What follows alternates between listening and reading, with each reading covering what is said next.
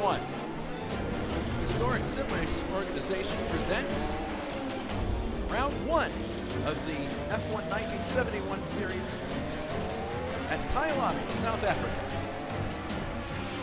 I'm Jason White, I'm your commentator, and I am joined in the booth by Alberto Ibañez. Alberto, good evening. Good evening, everybody. Pleased to be here with y'all. Yes. Sorry, I momentarily was inhabited by the spirit of Ed McMahon. South African Grand Prix. Oh, great one. Yes. It is fantastic to be here this evening. We have a lot of work behind this HSO race. This is our first venture into Automobilista, which, as many of you know, is an R-Factor-based platform, but is much more advanced than R-Factor itself. And as we take a look at the on-track action now, the warm-up, you can see already the way that the cars appear, the way that they dance around, especially in the 71 mod, the dust, the lighting, the grass being picked up on the tires, as well as many other features, most notably the fact that you can flat spot tires, the fact that you only have so many tires to use in a weekend, and the fact that if you have an incident on track, you have to wait for the computer to tow you back to the garage. It's quite an advanced setup. Would you agree, Alberto? It is, and there's so many more things that the people will now have to adjust. The drivers will have to be really, really intelligent now in these races, because with the flat spots threatening to ruin your tires, it's always a gamble here what you do. The other thing that people will notice is that in the Hot Laps page on the forum itself, we are going to be using live racers for the first time, mainly out of necessity first, because we couldn't use the old system with AMS. But it is an advantage because we have live timing and scoring in front of us, and it gives us makes it a lot easier for us as broadcasters to give you pertinent information. And then by extension, it makes the broadcast much smoother. So, and we certainly will be having more information than they had back in one at race control. Yeah.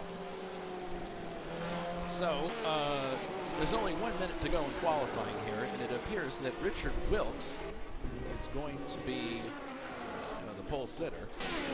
Let's take a look at where he is. He's in the garage right now.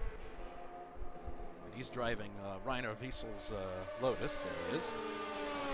He's got a time of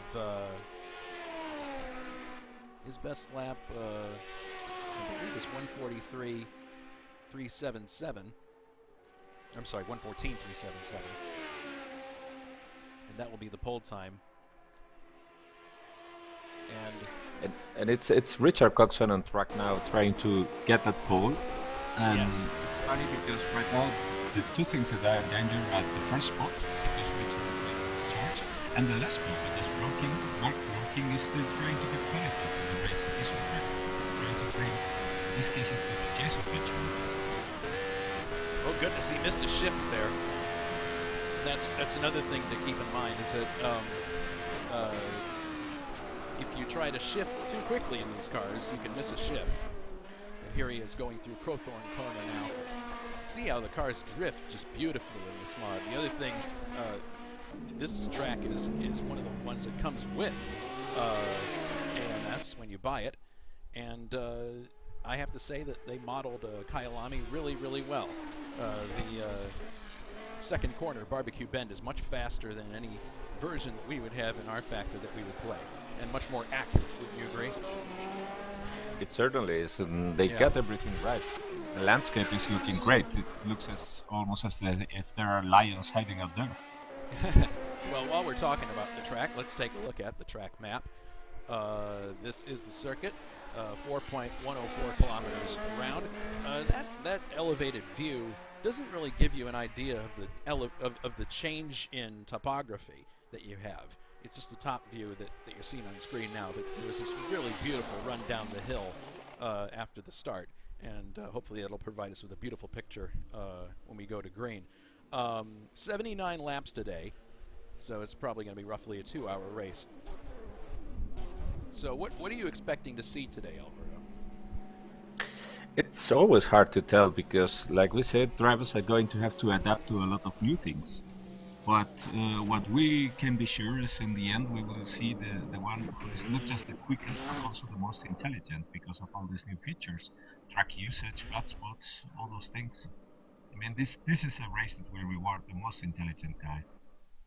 Yeah, I think we talked before we went live. We were also talking about this. This is a course that will allow you to take advantage of other people's problems if there's incidents. The other thing well, I don't know. Now that I think about it, this track has quite a lot of runoff area, so you can get off the track and potentially continue.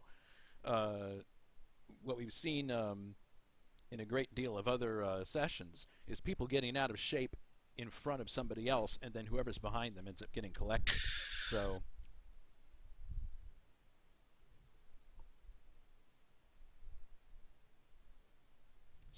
the qualifying session has ended, and we're moving now to the warm-up session, which is going to be 10 minutes. The other nice thing about AMS, if you look in the top left corner of your screen, you're going to have a constant rundown of what's going on, so I won't have to go back and forth between the main menu and the actual picture. So again, it's going to make for a much more seamless broadcast.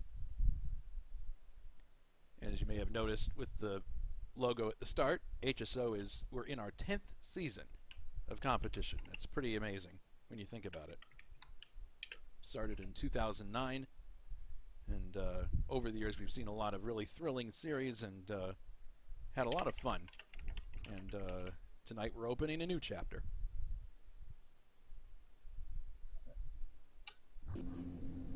So an important piece of business that will have to be attended to by the series admin, who is Richard Coxon. 30 cars attempted to qualify here, but only the top 28 will start. So that means 2 people are going to have to exit the server. I believe those 2 people are, there's only one. Peter Hlavik will have to leave because he's 29th fastest, but everybody else will be starting the race.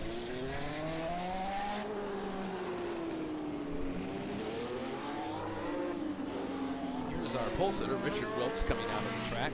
Maybe we can take a lap around this circuit with him. It's going to be hard to miss him with that bright green helmet, Alberto. Yeah, it certainly is. So here he is exiting the pits in his Lotus 72C, downshifting, heading into the first turn, Crowthorne Corner, which has a bit of an adverse camber situation. Downhill now to Barbecue Bend. This is, as I mentioned before, a much faster interpretation of it. And this is Sunset. Oh wait, sorry, that was the Jungskai Sweep. I apologize. This is Sunset, a right-hander that's generally pretty fast. Now we come to one of the slower corners on the circuit, Clubhouse, which is a left-hander. Cars that are prone to oversteer will find this corner a bit difficult, especially later on in the race, I would think, after tires are worn out. These are the S's, which is probably everyone's. It's either your favorite part of the circuit or your least favorite. And then down into second gear for Leo Cop here, where you're kind of going uphill again. And now you're making a long run uphill towards the start-finish area. See the grandstands up ahead. Last corner on the grid is the kink. Here it is. And he's already heading for the pit. So that was one lap of Kyalami.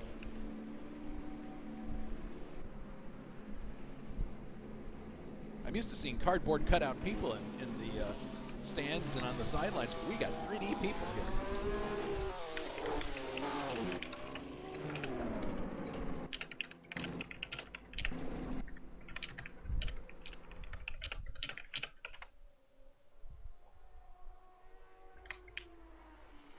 Here is Jacob Fredrickson, who won the kart championship, 1988 kart championship with us last year, and he's driving a March this year, the T-Tray March 711. And it'll be interesting to see how he does in this car. Obviously not the best car in the mod.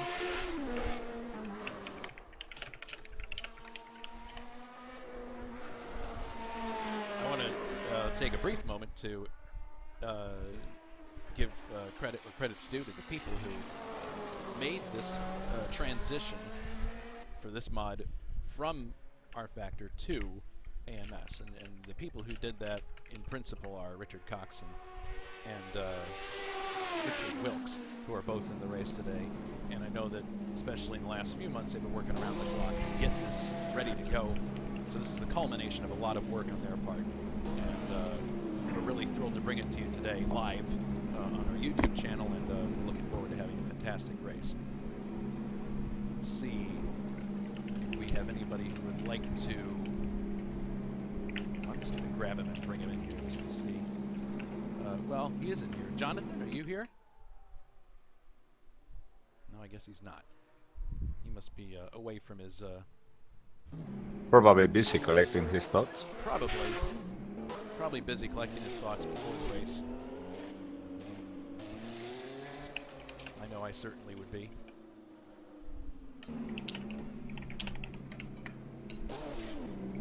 So about 5 minutes to go.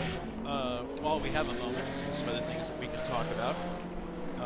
Coming up, the next round of this series, actually, on March 11th, the Spanish Grand Prix at Montjuic Park, a circuit that's kind of like Monte Carlo, very twisty and closed in, lots of guardrails, and should prove to be a very interesting race with these cars. And then, of course, we also have the next Can-Am round is going to be coming up soon, round 4 of the 10-race series at Watkins Glen. I'm working on that track right now to get it to as period 71 as I possibly can. We also have our trivia question coming up later. We'll wait until we get into the race a little bit, and then we'll answer a little later on.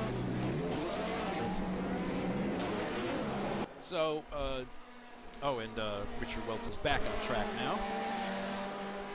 So we get to see him at speed, see how he does.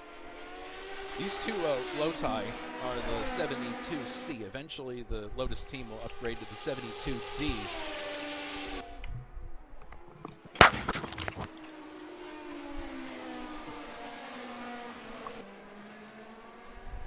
And of course, this is a car that really is probably one of the most advanced ones at the time. I would say it probably was definitely most advanced with the inboard front brake discs. A lot of cars still were using front radiators. This car was extremely advanced for the time, and one of the more beautiful cars for sure. Even when they decided to get away from this car and do the Lotus 76, I forget what year that was, 74 or 5, it didn't pan out, so they went back to the Lotus 72 for a bit. But it was definitely one of the longer running cars in HSO competition.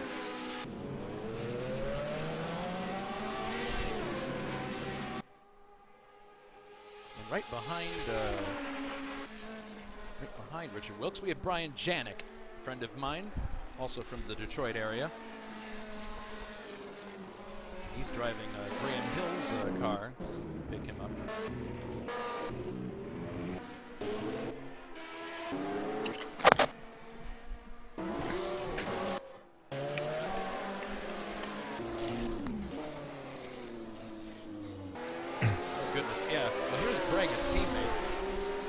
Out of the pits here. Greg is driving the Lucky Strike colors for this race because this car was driven by Dave Charlton. He'll revert to the green colors after that. So I put you on the spot earlier, but we got derailed by something else. Predictions for this race. Well, at the moment, with Ricardo sitting on the pole and being that quick, I think it's, as well as being the developer of the physics who knows all the cars, I think it's hard not to root for him. Yeah, I would agree with that. I would say the guys who have, and we've seen it in qualifying, there are people who've had a lot of practice, obviously, and others who have not. It's going to be interesting to see who... Here we go. Here's Brian Janik I was talking about earlier. The people who do well in this race, I think, will be the people who take care of their cars, don't turn the tires into octagons, and don't blow their engine. It may not necessarily be the fastest guy in the circuit, but we're going to have to keep our eyes peeled. Catch all the action. These are long races. Many things can happen, and many things will happen. Yeah, no question about it.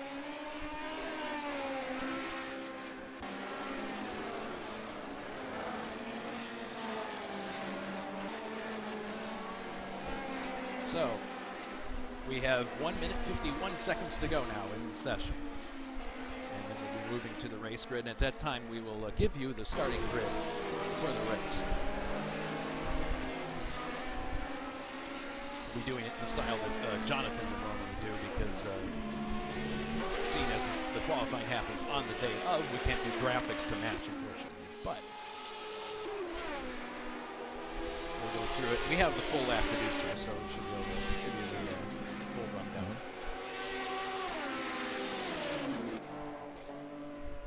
I love this part of the track right here. They're looking at Janik coming down the long hill. It's going to provide a great opening shot, I think. Oh. It's a very, very scenic place. Yeah, very scenic, and historically, this was a race that people in the F1 circus really enjoyed going to because they could, in the words of a lot of people, kind of play themselves in to the season, you know, calmly. I mean, South Africa in those days was a very warm place at the time they went there, and it was a relaxed atmosphere.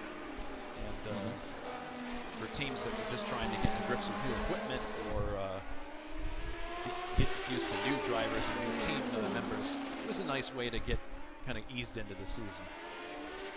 It was also a rather easy circuit, a circuit that is somehow very pleasant to drive, where you can test very well the new features of your engines and everything. So it's not like one of those complicated tracks like a Nürburgring or something like that. Yeah. There's a race that's going to be difficult to keep track of all the action. All right, so the warm-up is finished. So we're going to be going to the race session very shortly here. 28 cars, 79 laps. Kyalami, South Africa, on a Sunday afternoon. Well, afternoon for me, evening for a lot of people watching us live right now. We're really glad that you're with us, and we hope that you enjoyed the show.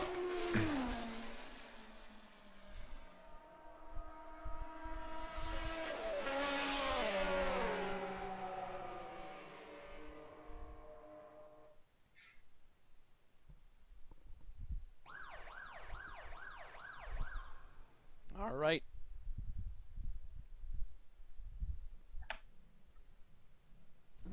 That siren means that we're moving to the next session here, so we're going to go to the front. And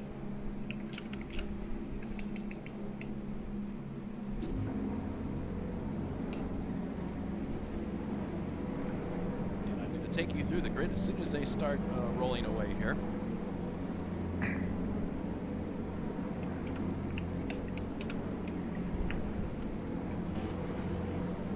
Tense moments here. Trying to get their game face on. Think about strategy for the race.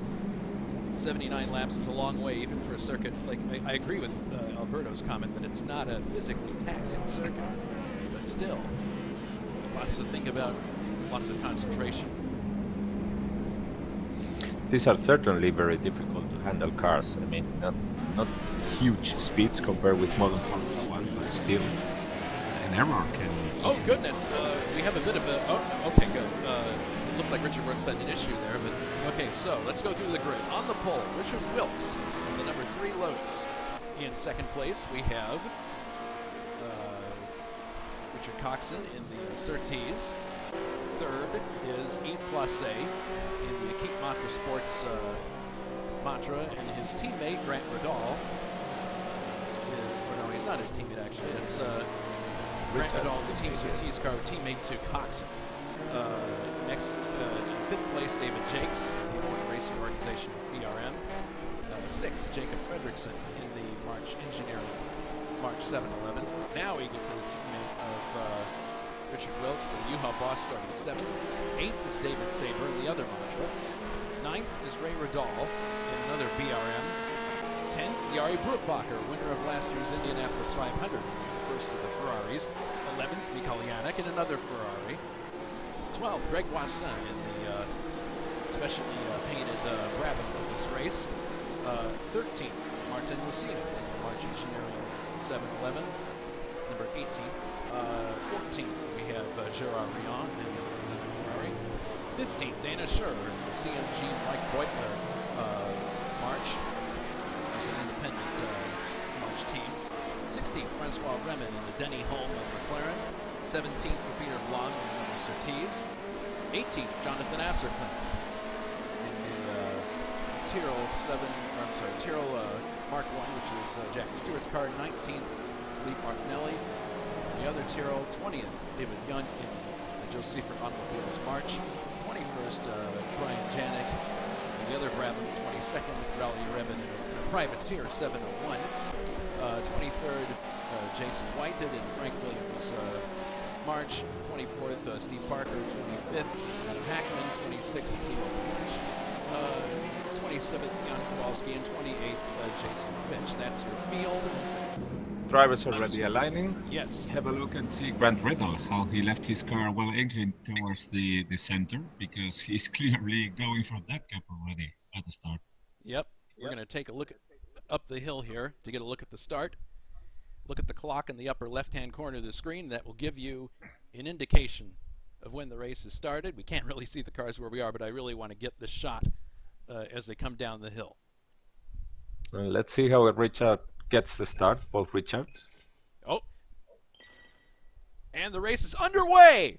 Whoa, nice start for the first two qualified. Here they come over the hill. Oh, and I see already some accident on the rear. Oh, no. That's Kowalski. Oh, Dana Schurer has been run. There's no rear end on her car. Here they come into the first turn, and it's Coxon on the outside. Yeah, Richard Coxon has taken the lead from Richard Wilkes and he's in the Surtees. Here they come through the fast sweeper. Beautiful shot. And I'm looking now at the rear, what happened during the start.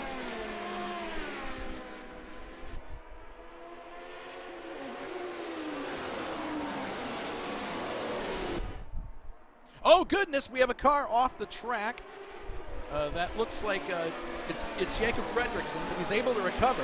He didn't hit anything, but he lost several positions there.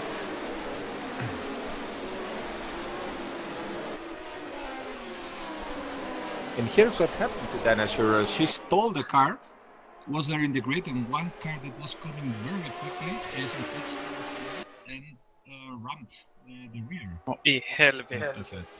That's really unfortunate, my goodness. So, over the line they come to complete lap number 1. Richard Coxon in the lead. Richard Wilkes in second. Grant Riddall's in third. Yves Placé fourth. Coming down to Crowthorne Corner for the second time.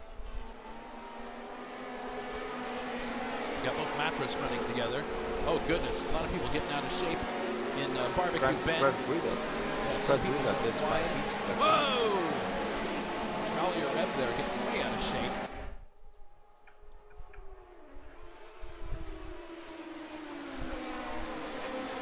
So if you're in Coxon's situation right now, I mean, you're just thrilled to death. I mean, that was a beautiful outside maneuver to get by Wilkes. So now the question is, can he hold Richard Wilkes off? And Jason Fitz, after that accident with Dana, seems to have been able to go the full track around and is now going into the pit for repairs, though, with a missing front suspension. Oh, goodness. Well, I don't know if that's something that can be repaired during the race. We'll have to wait and see.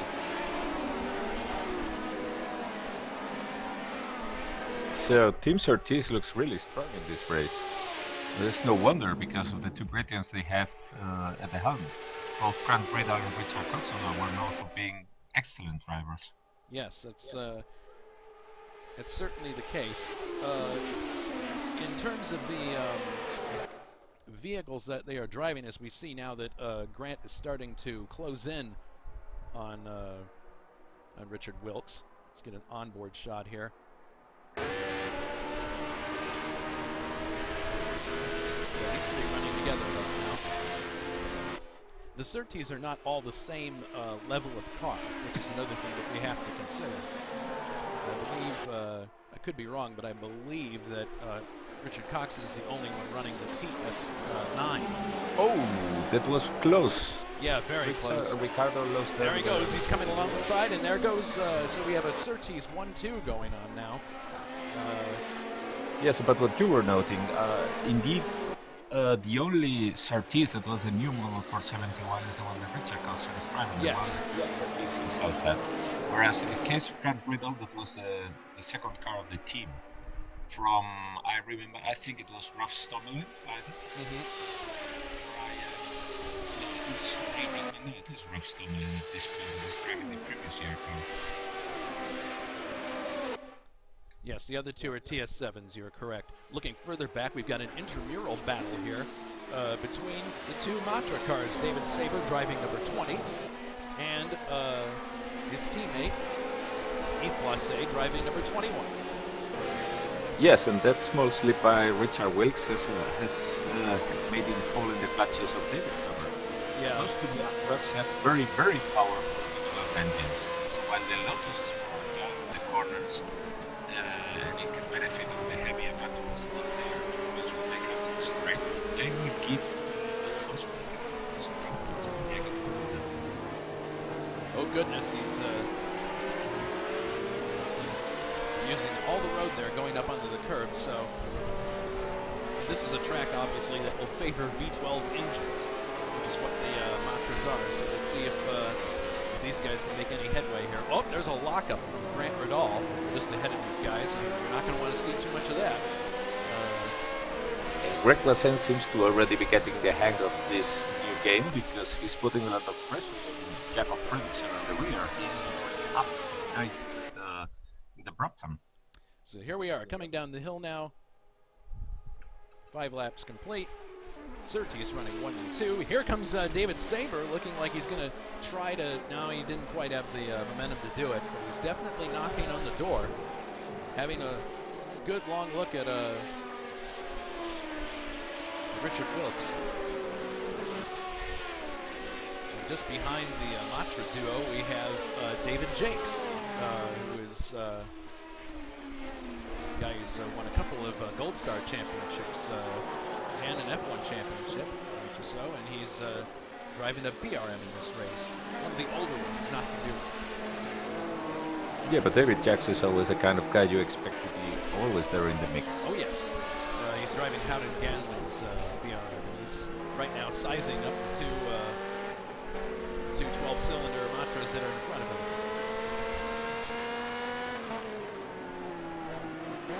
It's interesting because we have several teams whose drivers are together at the track. Richard Coulson and Grant Riddle, both Surtees. Then David Saber is also in the Matras, and then followed by David Jackson and Grant Riddle, both in the truck and in the whole racing organization. That's all in the BRM.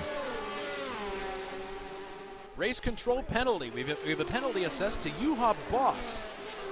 Not sure what that's about. Any thoughts? No, going to look at the replay because he's 2 laps down. Well, he was in the pits a while ago. I'm looking at a replay now. Yeah, he was in the pits, I think, for repair because he also probably got damaged in that first that incident in the grid. Maybe he violated the pit stop limit. Well, that would be a very unfortunate start to this 1971 series for Juha Boss. The driver is definitely not a slouch. No, he qualified quite well with this car, but yeah, he's currently running 26th. So if he's going to have to visit the pits again, that's going to be quite costly for him.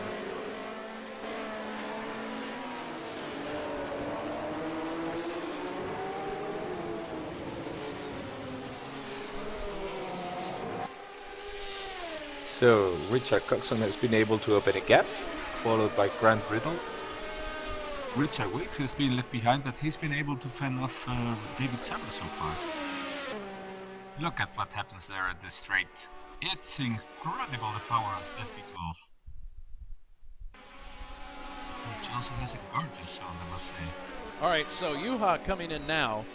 Again, this is his second stop in as many laps. We'll see what happens here. I'm guessing that well, now he's okay. It's just a drive-through at this point. Oh, he hits a cone. Hopefully, that's not going to incur him another What? He's got another drive-through penalty. What's going on here? That's really weird. Good grief. Well, we'll have to keep an eye on that. It's not the way, like I said, it's not the way you want to start the year. Going back to the front, let's see who, Coxon in the lead, and he's leading his teammate by about 1.4 seconds. Well, I think that Richard is obviously making his experience as tester of the mode pay off. Oh yes, there's no question about that. I'm a bit surprised that Wilkes, though, has fallen so far back because he's equally involved in it. So it just seems strange. David Jakes has dropped down to 6th now, according to. Although, wait a minute, no, we're getting an alert now that he's just completed the fastest lap of the race. That's what that was. I'm still getting used to all these new markings in here. I'm so used to R Factor, but lots of good, solid information coming in. Oh, and Greg was in the pits. What happened to him? Uh-oh. Well, that would mean he's fallen way down the order. No, he's in the garage. He's in the garage, out of the race. Let's see. Well, the replay doesn't show it. It's too far back. So, evidently he had some kind of problem. But Juha is still in the pits, apparently still trying to soldier on. Yeah, here he is driving through again. Maybe he has to maintain a certain speed as he's driving through and he's going over it. Maybe that's what's going on. All right, he's exiting now and apparently he's okay. Yeah, there's no penalty incurred this time, so it appears that he's going to be okay from here on out, but good grief. So probably he did the drive-through without knowing that there was a pit speed limit. Probably. He got the second one.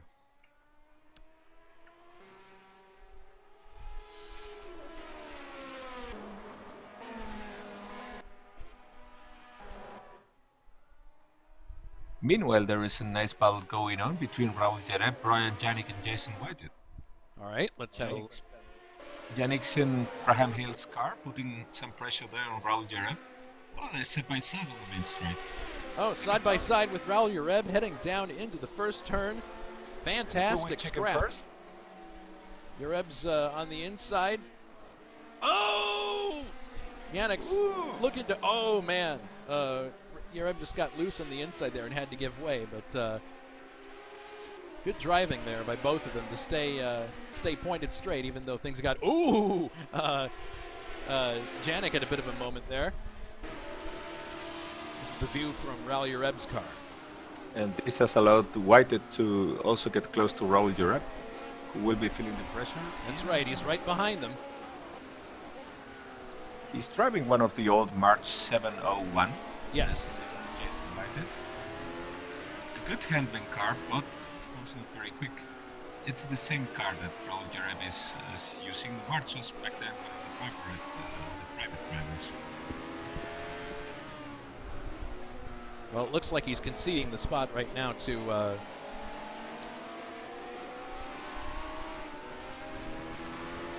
Jareb, so... I'm sorry, to Janik. Grant Bridal is also closing to Richard Coxon. And, well, I guess we were going to see some really spectacular maneuvers from him, because he has been one of the biggest spectacles in racing here lately.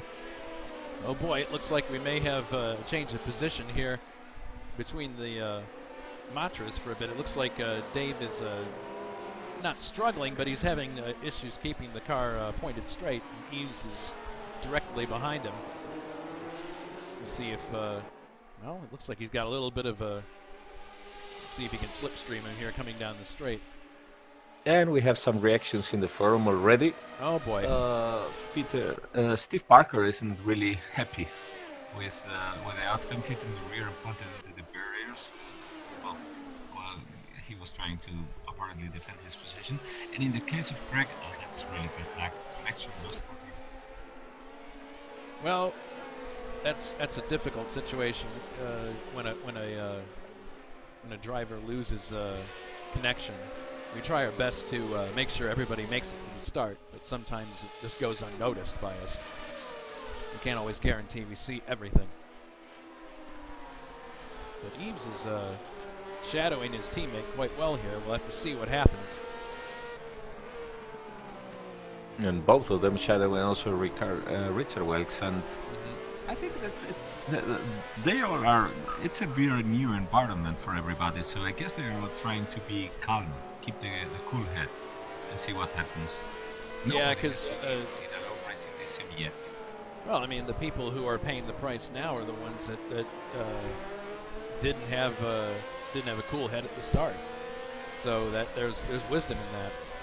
No, I should say in their defense it was probably bad luck. I mean, Dana Schurer either stole the car or something went really bad there because it was left unmoved, and we've seen that happen in real Formula 1 also. The tragic accident of Ronnie Peterson. I mean, these cars are very quick, they get out of the line very quick. And in the end, well, it's too easy to go there weaving around trying to get it. Oh goodness! There, I just saw a loose wheel. Somebody is running around with 3 wheels.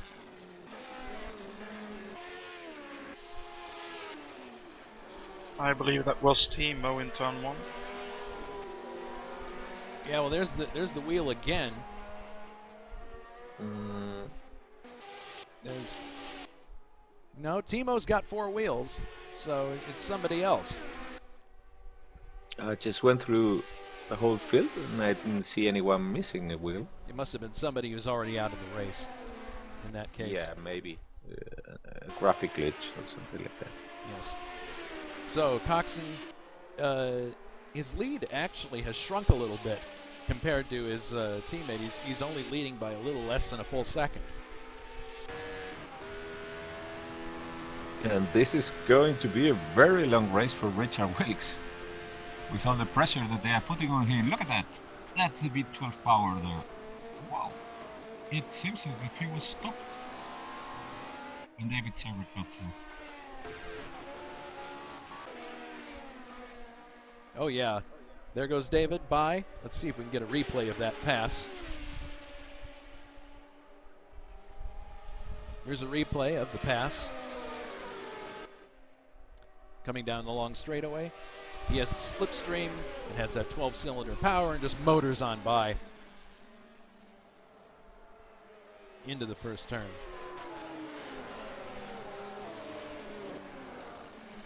So what do you think, what's accounting for the difficulty that Richard Wilkes is having so far?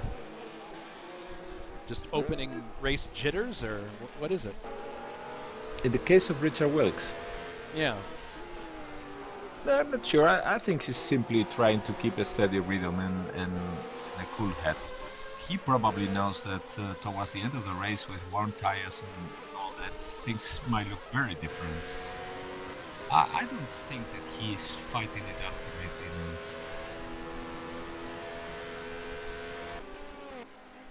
Well, now he's going to come under attack from Yves Placé in the second Matra, and he's taking a look down the inside.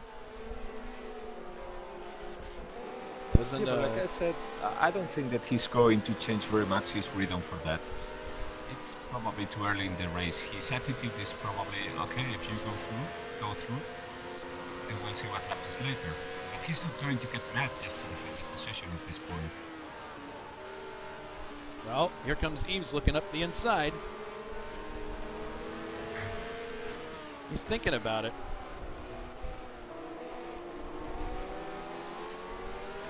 It's astonishing the difference in size between both cars. The Lotus was well known to be very small, whereas the Matra has always been a very bulky car. Yes, it is a bulky car, and it's one of the few that actually carries an airbox that's straight up. Later on, the Lotus will have one of those, but this right now the Matra is one of the few cars on the grid that has one of those. Looks like he's got a bit of breathing room this time compared to Yves. So, another question. I'm not as familiar with this mod as everybody else, but my question would be, are there likely to be any tire stops during this race? There shouldn't be, unless someone has a puncture. Oh, look at Ray Riddle. He's now passing Jakob Fredriksson on the outside. No, Jacob's Oh, having a look. he's having a look. Oh, man, very close. He's coming back in the inside, though. Look at that. Looking into Barbecue Bend, takes the position. Beautiful. Look at the way these cars drift. It's so lovely.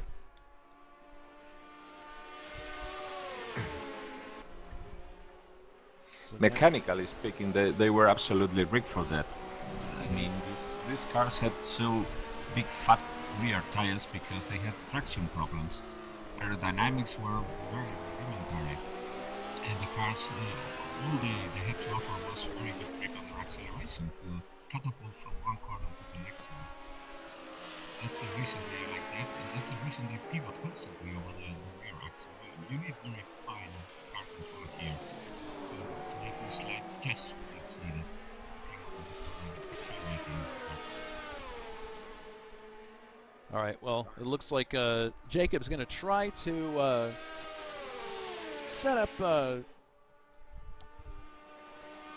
Ray here, but obviously he's too far back right now. Those 12 cylinders really do make a difference on that straight. Jason Whited and Raul Jerez are meanwhile at it still. Those have the same car, private marches. They are very well matched. Oh man! Lots of tire smoke coming off of what's going on there? And there comes Jonathan Atherton from behind with the Tyrrell. Yes. Catching up on them both. Oh boy. It's, So you got your Reb there and Whited. He's pulling out, going to try to overtake. Looks like he's got him. Yeah. Oh, no. Not quite. Wait, not over yet. No, it's not. Because it's so easy to miss the corner here.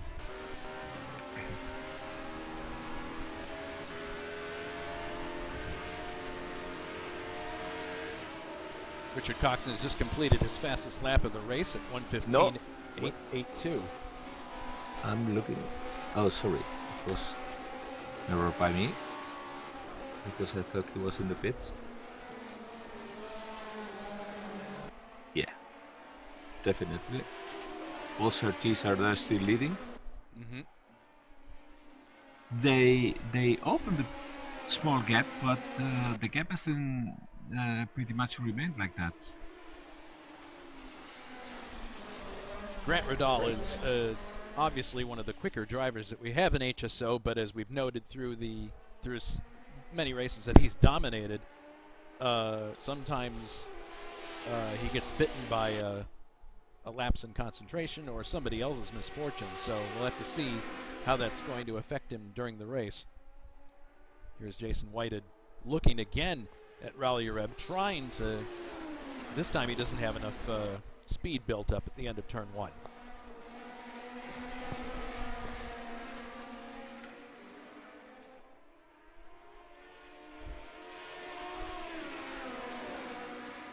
And they started already lapping cars because Jan Kowalski is already a lap down. David Sabra, third qualified, just went by him. Mm-hmm. Oh, look at this. Now we've got a really graphic representation of how things are going at the front. Coxon is only leading Grant Radal now by 0.35 seconds. So he's putting pressure on him. In an older Surtees, no less. Yeah, I think that Grant, as long as they were opening a gap, was quite happy with that to follow along. And now that they are both on their own and he can make an attack with. What's going on here? Coxon's letting him go by. Maybe he missed a shift. He must have, because that seems really strange. He must have missed a shift coming out of that corner. I'm going to listen online now. Let's listen to the car as he goes into that corner and see what happens.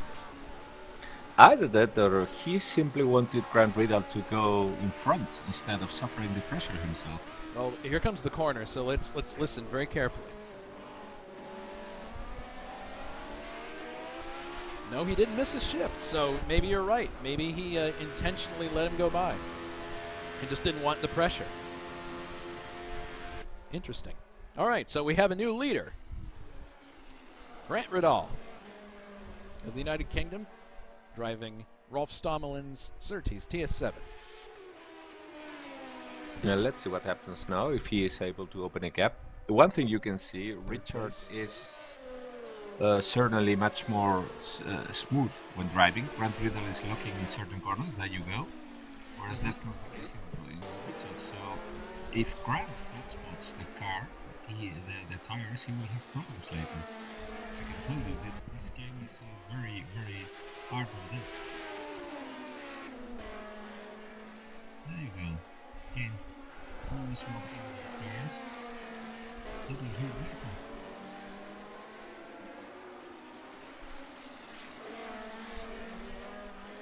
I should say that Jacob Fredriksson made the quickest lap of the race.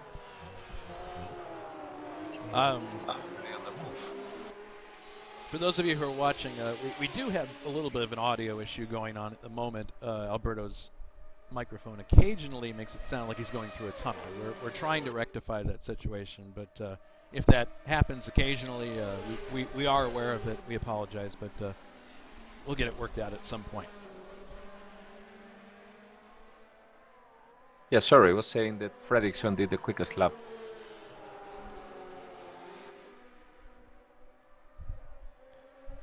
Well, I think that's a reflection of his talent more than the car. Well, he's on Peterson's car. Yeah. A Swede also. That's true. That's true. But look at how he's approaching the other cars now. No, that's lap times. Well, he's actually got one of his teammates in front of him, but that's not going to be it's not going to be a pass for position. And well, hopefully he can see Richard Wilkes in front of him here, so he's going to be.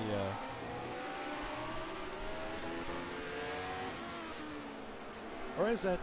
No, wait, hang on a minute. Brian Janik accident is out. Oh no! I missed that. Yep. Shoot. That's terribly unfortunate. So now we have 6 DNFs. Janik, Wassin, Blom, Parker, Fitch, and Dana Schurer, who had that issue to start with. And about the question we had regarding Richard, he is certainly right behind Grant Riddle now, so probably let him pass as we guessed. All right. And Grant is coming up on one of the privateer cars for this race, a one-off. It is Timo Vermeersch, the author of Intersection Diaries, which some of you may have read online. So now Grant's going to be looking to get around him as quickly as possible. Looks like both of them are going to be able to slip by here. And Timo allows them by, very sportsmanlike. Doesn't cause any trouble. Now, okay, here's the biggest surprise of the race for me so far, Alberto. The Ferraris are not a factor. That's a shock. They seem to be struggling a bit. That's a shock to me. I would not have predicted that. If you told me we were going to have 2 Surtees up front, and there goes Coxon by. Coxon goes back in front of Grant Riddle. So yeah, maybe it was just maybe he was distracted coming out of that turn and just. I don't know. In any case, there's nothing wrong with the car. He's back out in front again. The Ferrari is a peculiar car. It's very powerful, but also a bit of a boat, moving and navigating over the waves all the time. Speaking of which, one of those boats gets out of the way. That was Jari Brupacher. Yeah, he's the last Ferrari here. Well, it'll be interesting to see how those cars improve over the course of the series, because as Richard pointed out in my race notes before the race, these are essentially 1970 cars that they're running. Yeah, they get an evolution later. Yeah, later on they'll have... The car was very much improved. Yes. So here comes... So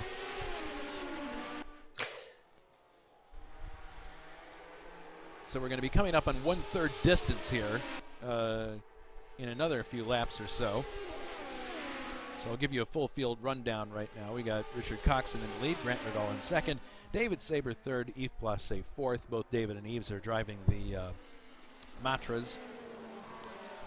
Fifth is the pole sitter Richard Wilkes. Sixth, David Jakes. Seventh, Jacob Fredrickson. Eighth, Ray Riddall. Ninth, Martin Lucina. And rounding up the top 10 is Gerard Rion.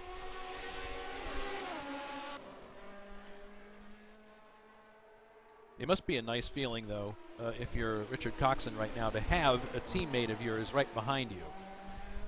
Even if it's one that's eyeing up you for the win or the lead, you know, if it's a team car, if you had to choose, you'd probably want a team car behind you than another car.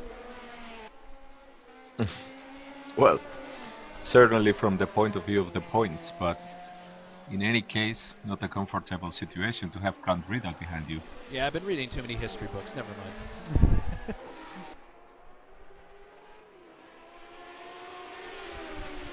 So let's see. Do we have any other interesting things going on throughout the field? You see any close battles? Not many, because this being a power track, it seems that the field gets spread out quite a lot. All right, well, while we have a moment, let's take a look at the trivia question for this race. Question is, counting non-championship races, who won the Grand Prix of South Africa the most times? Was it A, Jimmy Clark, B, Niki Lauda, or C, Jackie Stewart? So we'll give everyone some time to think about that question, and we'll come back with the answer later on in the race.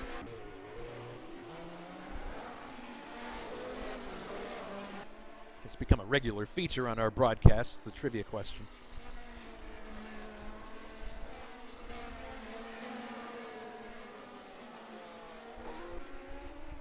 Only 6 DNFs so far, which I guess is to be expected, but it's not. It'll be interesting to see how many we have actually finished the race when the race is concluded.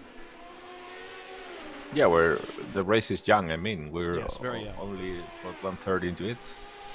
The last car on the lead lap right now is Raul Ureb, and he's about to be lapped by Richard Coxon. You can see him just as there he is, just in your picture now, just ahead of the leaders. I doubt he's going to make any problem for Mr. Coxon. Richard went wide there, and Grant Riddle is look at that! Look at that! He went wide, Grant goes back in front. Now, let's have a look at that on replay. Was that a mistake on his part? Yeah, he went a bit wide, I think. All right, here's the replay. We'll see what happens down here. Did he miss the apex? Oh, yeah, he has a bit of a bobble there, and that was just enough to get by or allow... Well, it's certainly not the only teammate wars, because Yves Placé is also on the move with David Summer. Oh, boy. Yeah, he's certainly right with him. I mean, these two have been shadowing each other throughout the race so far. Or Yves has been shadowing David. He hasn't gotten by him yet, but I wouldn't be surprised if that happens in a lap or two here. That's interesting. Look at the different lines they take coming out of Leo Cup. David's taking a defensive line here, trying to protect his position. Yeah, but he came out of the corner very well. Yeah, he did. Either that or Yves has much more wing in his car. He must, because I can't. That's strange. This is a track that is actually very, very balanced, despite being quick. So there are several options here regarding the wings. You can be quick on the straight or on the turns, and it can get you around the track the same lap time.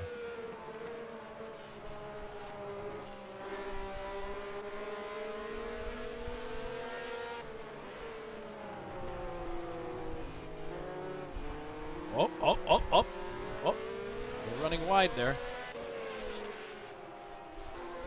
Yeah, it's too easy when you focus in the car in front. Yeah, if you follow the car in front, there's a good chance you're going to, if he makes a mistake, you'll just do the same mistake as you're following him. A little bit of lock up there from Yves. I guess bit by bit, David Jacks is also approaching to Richard Wilkes. Yeah, little by little. You can see him in the background there.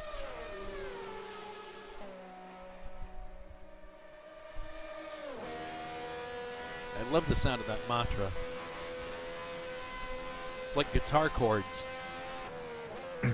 It has a very distinct metallic tone into it. Mm-hmm. And slightly angry. Yeah.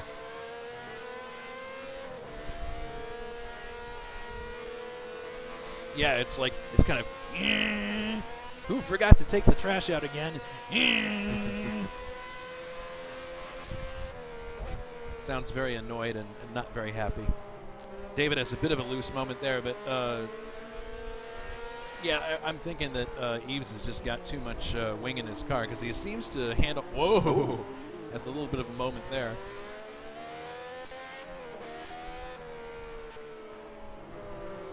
I'm going to be curious. Whoa! Yeah, Eves is. I guess his rhythm got a bit upset in the last few corners here. I'm going to be curious to see if we're going to have any retirements due to injury. Oh! David Saber, look at that! Oh no! He ran wide, but He ran wide. Yeah, he locked the wheel. Now the only problem for him is that he was coming too slow out of the corner. Look at that. goodness. Yes, Okay. really a big wing difference. I don't think he's going to be able to capitalize on this, unfortunately. Well, let's see. No, he's too far back. And Richard Wilkes is hanging behind here. Probably glad that he doesn't have to get involved in this scrum, because it's pretty intense. Yeah, but just rubbing his hands, waiting to reap the benefits. yeah, waiting for something to happen, essentially. If I were in his shoes, that's what I'd be No, thinking. if he waits too much, what will happen is that David Jacks will catch him. Yeah, it's true. Hello, David Sabres again, sliding a lot. Jeez. It's very likely that the little wing in the end... Oh, goodness! Oh, no! There goes David Saber spins. Was about to say that something that could happen is that with little wing, his tires when getting greasy mean his car becomes a handful. All right, here's the replay. Going through.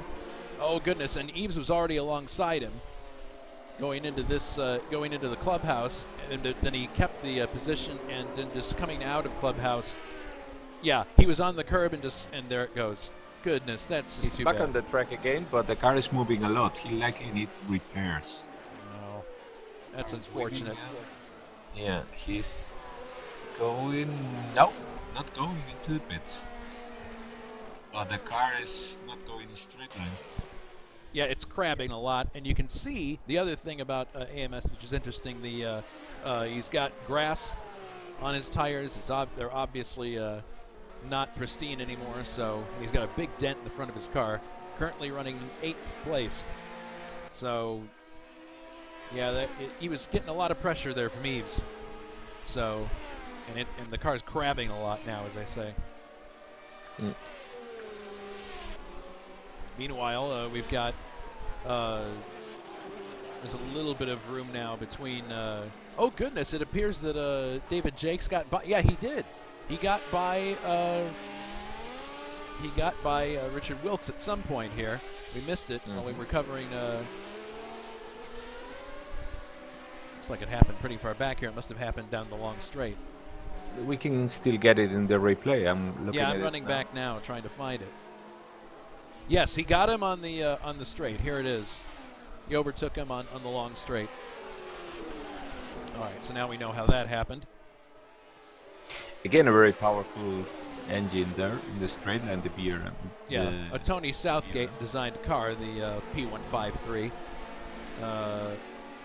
An older design, the P160 will be available to most of the drivers by probably mid-race. I don't know. I think David Jakes is stuck with the P153 longer than other drivers, as Raleigh Reb gets out of the way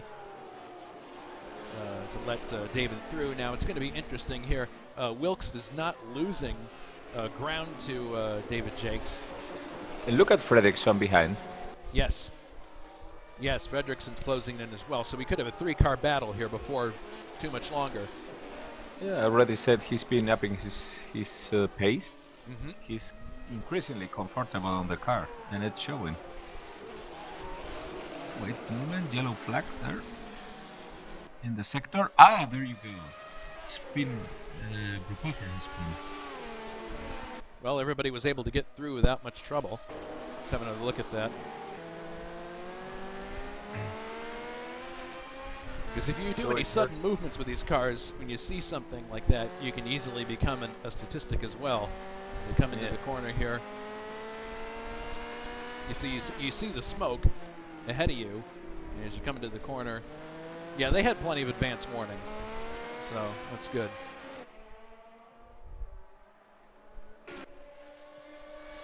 You can see how much the sliding in these cars puts a lot of pressure on the tire on the opposite end of the car. Like if you're going through David Saber has a drive-through penalty. Yeah, he likely tried to pit for repairs and probably also hit the pit speed limiter. See, that's something I wasn't expecting in the pits. I mean, I think a lot of people are used to a situation where there are no pit speed limits in R Factor, and maybe that's what's going on. If there is a pit speed limit being imposed, and some people are just not aware of it, we'll have to look at that post-race and see if that was the case. Oh, goodness! David Jakes gets out of shape. Here's a chance for Richard Wilkes to counterattack. Depends on if Wilkes lost any momentum there. Yeah, he's trying to get there in the slipstream. Yeah, he may not have the... David Jakes is he's taking a defensive line. Down the inside. No, he's not going to be able to do it, but he is staying with him. Meanwhile, Yves Blasset has turned in his fastest lap of the race so far. So yeah, he was clearly being hampered by David Saber there, because it's the old story of a car with less wind blocking you. I mean, you can go quicker, but you can't get by, so you're essentially stuck behind. Has been a relief for Yves.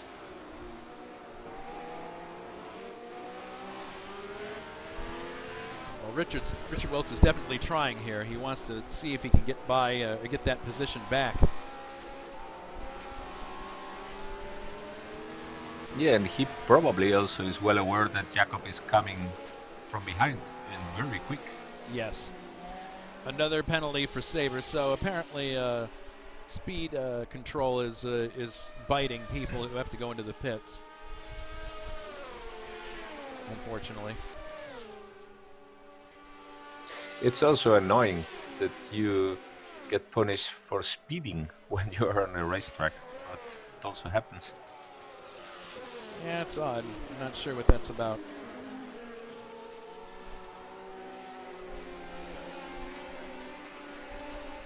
Look at Jacob, he's really coming quick. Meanwhile, up at the front, the two Surtees are still quite close together. There's only half a second separating them. Yeah, they're studying each other and they're leaving things for the latter half of the race, probably. Yeah. No need to do anything stupid now when they are going so well. Watching points, I suppose, would be the correct description for what Grant is doing right now.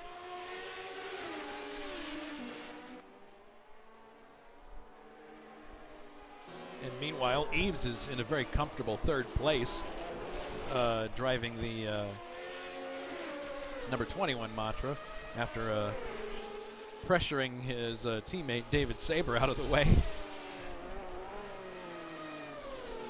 We'll have to see if David Jackson has there's David going in again. So, oops. My apologies. We'll see if David Jackson has the rhythm to catch up with Yves or not. Well, they both got 12 cylinders, so we'll have to see if he'll be able to close based on just raw speed, but he's also got, Richard's not letting him get away. He's staying right there with him. Looks as if, from time to time, David Jakes is having trouble handling the back end of that car at BRM. Yeah, look how he locked there. And you also maybe he has some flat spot. And you also notice the issue that of a car, when it's loose and you try to correct it, it can snap on you the opposite way if you're not careful. These cars are prone to do that. So We'll have to keep an eye on that. There's a lap The car thing is, just ahead here. with these cars, the hardest thing and the one you have to get right is corner entry. Yes. If you overshoot the corner, you're absolutely done. And if you get too slow, then you have problems coming out of the red speed. It's key. The corner entry is absolutely everything with them. You have to rotate the car well at the apex and power out. And meanwhile, Jakob Fredriksson is definitely closing on these two, driving the Ronnie Peterson Lotus. So, like I was saying earlier, this could become a 3-car battle. Look now at Ricardo.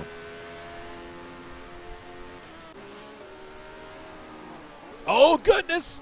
David Jakes loses control. Richard Wilkes goes back up in front. Let's have a look at a replay. That was a pressure from Ricardo. We Yeah, had seen him speed up and put pressure on him. No doubt. We'll look at it from Richard Wilkes' point of view.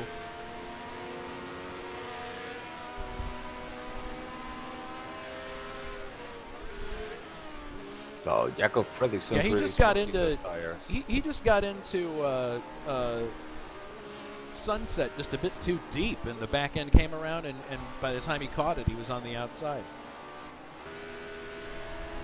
So that brings Wilkes back up to 4th place. And now he's got Yves Placé just ahead of him here. Or no, wait, actually, I apologize. That's a lapped car. That's the number 23 March. That's a private march of Jason Whited, yes. That's Whited, letting him by. His teammate Fitch has exited the race a while ago. What a chase that Jakob is doing all the time. Yeah, he's dispensing with cars quickly, and he's really sideways powering out there. Yeah, he's definitely on the edge. Is a pretty well handling car. He's not leaving anything on the table. He's definitely that's funny. We're getting a bit of a ping issue with Richard Wilkes' car. Occasionally it disappears, then reappears. But he continues on. Hopefully that won't cause him any trouble in terms of being able to complete the race. Knock on wood. So here you also see the difference is long term between the cars, because the Lotus qualifies very well, but then it's a tiring car to drive in the race, whereas the March is not as quick, but is easier to drive over the whole distance. Well, we'll see in this series probably who has the most mental acuity, because I can attest that the Can-Am series that we run opposite this one in R-Factor is a series where basically you have to concentrate like you've never concentrated before.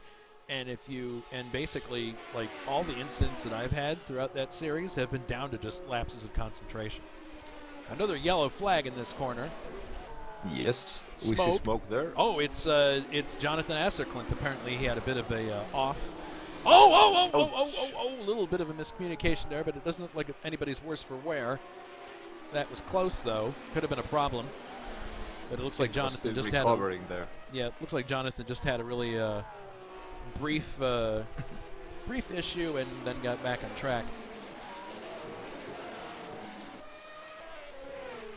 All right, well, we talked a lot at the start of this broadcast about all the telemetry we would have available. I'm currently unable to connect with Live Racers. So connection lost. Yeah, connection lost. So we know as much as you do about the race. So much for technology. Yeah, so much for technology, but this is a vintage series anyway, so that works fine. For our next race, I'll get a clipboard with 3 watches and one of those levers on top that hits the buttons all at once. Yeah, and the chalk and and the chalk and a chalkboard. Yeah. All right, it looks like. Oh goodness! Now. Oh, Jacob ran was really close. wide, but he was able to hang on to that. And now he's got David Jakes right behind him. So what? The plan obviously was for him to attack Richard Wilkes at some point, but now he's going to have to start thinking about defending his position from David Jakes. Oh. He also missed the corner there. Oh, man. I think he was trying to act as much as Peterson, who was very well known for being a spectacular driver. Well, I've read about Peterson recently, and I'll share this anecdote after this corner because it looks like we may have an overtake here. Here comes, well, no. Maybe David's taking more discretion now than he did before, being that, he sees what happens when he pushes too hard with the BRM. But one thing that I've learned reading about Peterson is that he was notorious for being difficult to work with on the engineering side. The race engineers would ask him what they could do to make the car faster or more to his liking, and he didn't know what to tell them. He didn't really know what to say to them. His way of going quickly was to simply drive around problems. If the car wasn't handling, too much talent. Yeah, he just drove in a way that he needed to in order to get the most out of the car, and as a driver, it didn't enter his mind to change the car to make it better necessarily. This was a kind of a quirk of his that was documented by Tyrrell and Lotus, and from an engineering side, it was probably quite frustrating. But that's the kind of a driver he was. He had so much talent that he could simply drive around the issues that a car presented. It's one of those things that had happened many times to the hugely talented guys, especially those more spectacular tracks. And I think both Villeneuve and Pekka Rosberg were very much the same.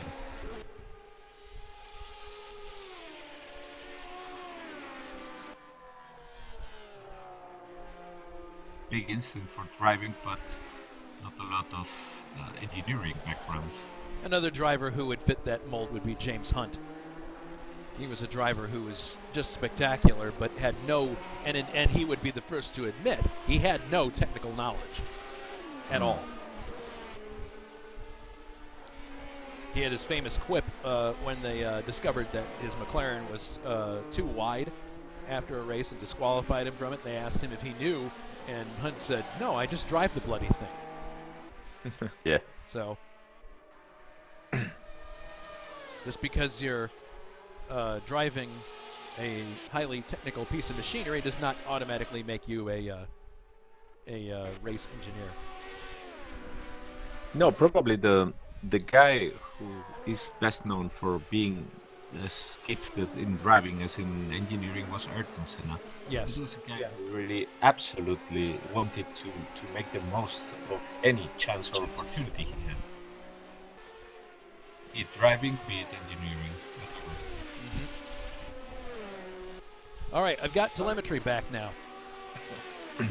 And yeah, we're showing Coxon in the lead, Grant in second, E Plus a third, Richard Wilkes fourth, and who you're watching right now, Jacob Fredrickson, is in fifth. Yeah, everybody's really spread out at this point. There's not a whole lot of battles going on. The closest real battle on the track is the one we're watching right now, and it looks like Fredrickson is closing in now. Once again, this has kind of been seesawing back and forth. It hasn't been a really, it hasn't been like the Matra situation we were watching earlier, where it was just constant pressure, lap after lap after lap. And these two both have Ford Cosworth DFVs, so neither of them is going to have a straight line speed advantage. And I believe they're both, Series 11 Ford engines. Series 10, I believe, is Series Class 10 A on the side of the road. Sorry, Jonathan? Class A on the side of the road. What? Yves is in the garage? Oh no, He's Yves on the is side of the road. Oh goodness! Here he is pulling to the side. Could this be a engine problem? Because he just suddenly pulled to the side. It's in the garage now. Both Matras are out of the race. I'm looking at the replay now. I'm going to listen very intently. Oh, the engine let go. You can see it right there. You can see the exact point where it lets go. I'm running it back now. He was on the long straight. I think he might have missed a shift. There it is, yeah, right there.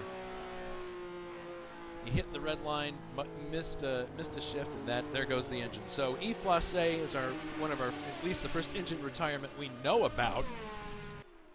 That's unfortunate. So both Matras out of the race at a track that really suited them too. So that's really that's going to hurt.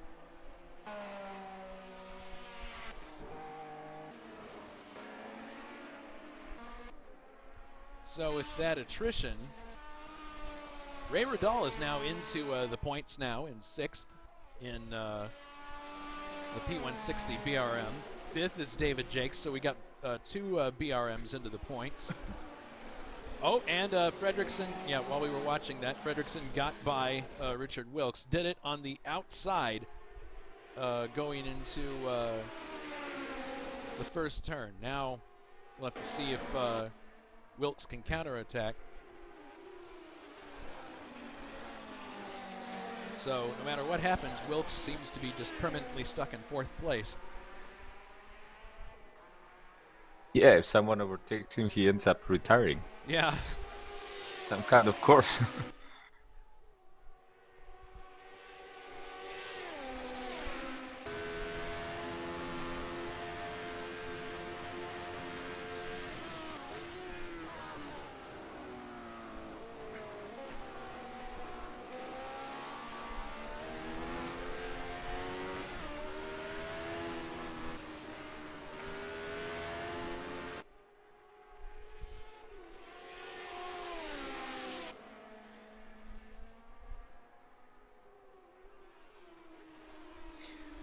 So Jacob is now up to 3rd. Yep. And that's really meritory considering how he started. Yeah. Again, I think it's a reflection of his talent and his Peterson-esque driving in this race. Good to have that pointed out by you. We also have now 2 Ferraris in the top 10. They have been slowly moving up with all the attrition. Oh yeah, here is, we haven't seen much of the Ferraris, so let's give them a bit of TV time. Mikael Yannick, who incidentally drove a Ferrari in the 1991 series that we ran last year. He's now driving a Ferrari in this series. He has an affinity with those Italian cars since he was a Grand Prix Legends driver. Yeah, that's true. Mikael Yannick, for those of you who don't know, Mikael was a Grand Prix Legends champion from years gone by. So here he is, still going strong in an R Factor before now in AMS. He's 8th place in this race. And then we have Gerard Rion driving the Jackie X Ferrari in 9th place.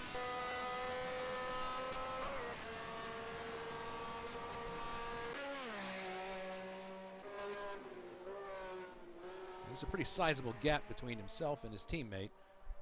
But if there's any more attrition, we might actually see these guys get to the points. 10th right now is David Yunt in the... and he's also the last one in the lead lap. Yes, he is. But he's driving a privateer. This is actually a car that Joe Seifert drove in 1970. And it was run as a privateer team. Joe Seifert Automobiles is on the screen there.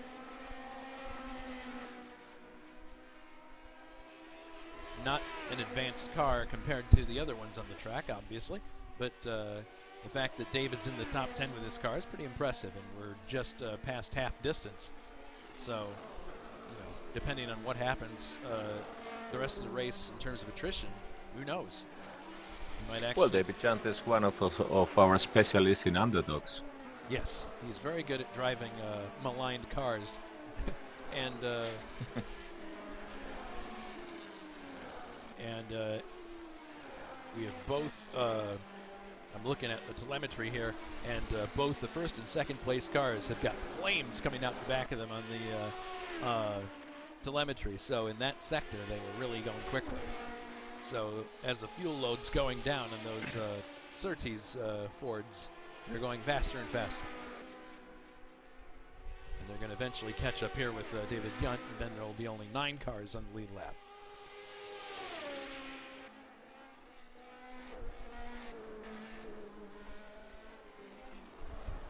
11th right now is Philippe Martinelli.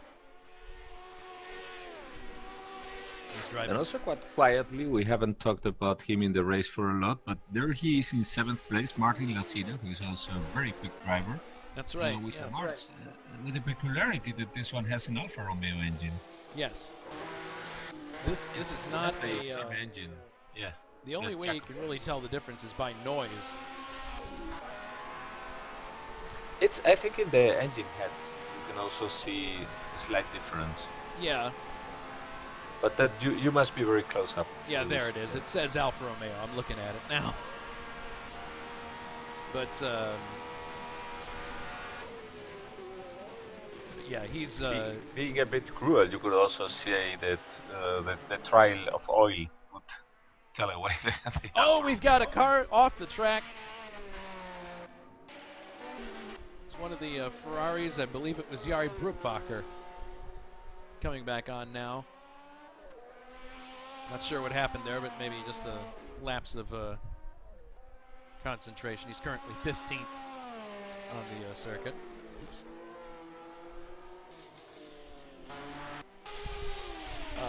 But then behind Martinelli, we have Francois Remin in the first of the McLarens. That's another team we haven't heard a lot of. Oh, it appeared. No, sorry. It's the telephoto of that shot. I thought he was coming in. Here comes Jacob Fredriksson to put a lap on him. And then here's our friend Jonathan Asserklint in 13th place.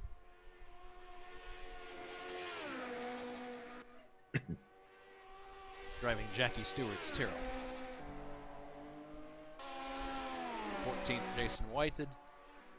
15th, we just saw him a minute ago, Jari Bruckbacher. 16th, Timo Vermeersch. And 17th, Adam Hackman, who is doing a one-off drive in the series, driving for John Love Motors. Richard Wilkes has been able to close on Jacob Fredriksson again. Unfortunately, Raul Ureb is now out of the race. Not sure what happened there. Juha Boss is still placed behind him, but eventually will catch up. We missed what happened. That's too bad. Let's see if Richard can recover his first position from Jacob Fredriksson. He's now going quicker and getting closer to him.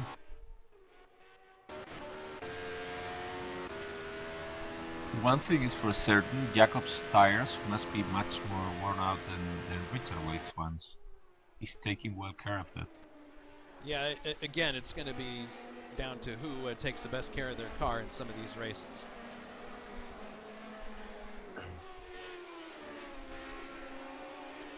And even though this is a track that really, as you mentioned at the Open, is not physically taxing compared to other circuits, we have seen some people lose concentration here and there. So, all right, so Jacob is able to get by the lapped car team of Vermeersch, and Richard's trying to get by, and it's not as easy for him. He's having look goodness! at speed by Jacob. Oh, Fredriksson! Oh no!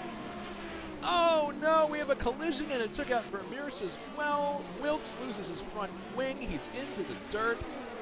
And that's a classic kind of incident that we would have expected in this race. Somebody gets out of shape in front of you, you have nowhere to go, and you run into the back of them. That's so unfortunate. Let's have a look at the replay from Richard Wilkes' point of view. Fredriksson loses it, and there was an opening there, but the car comes back into the path of Wilkes' car, and that takes his wing off. Unbelievable. And now he's got to bring the car around again, and assuming that he gets it back to the pits, that's a lot of, he's really struggling to get back. Now this is a huge development. Our pole sitter crabbing back to the pits. At best, he's looking at a very long repair job. I mean, that's just one of those, he's parked it now, so this may be it. This may be it for Richard Wilkes. Yes, he's out of the race. That's too bad. Obviously not his fault, and even so, I wouldn't throw shade at Fredrickson either, because it was just a. No, it's a racing It's incident. just a racing incident. It just happens, unfortunately. He So powered out and lost it there, and his car was moving rearward slightly at the end of the spin, and that's what caught Richard. Yeah, Otherwise, he would have got by. So I Fredrickson. wonder if he has some damage in the rear suspension. In the case of Jacob, we'll have to watch the lap times. We're going to have to watch closely and see. Ray Rodal is now right behind him in 5th place. And that promotes David Jakes all the way up to 3rd. So we've got David Jakes 3rd, Jacob Fredrickson 4th, Ray Rodal is 5th, Martin Lucina is 6th and in the points in the Alfa Romeo powered march. And meanwhile, while all this is going on, we still have Richard Coxon leading with Grant in 2nd.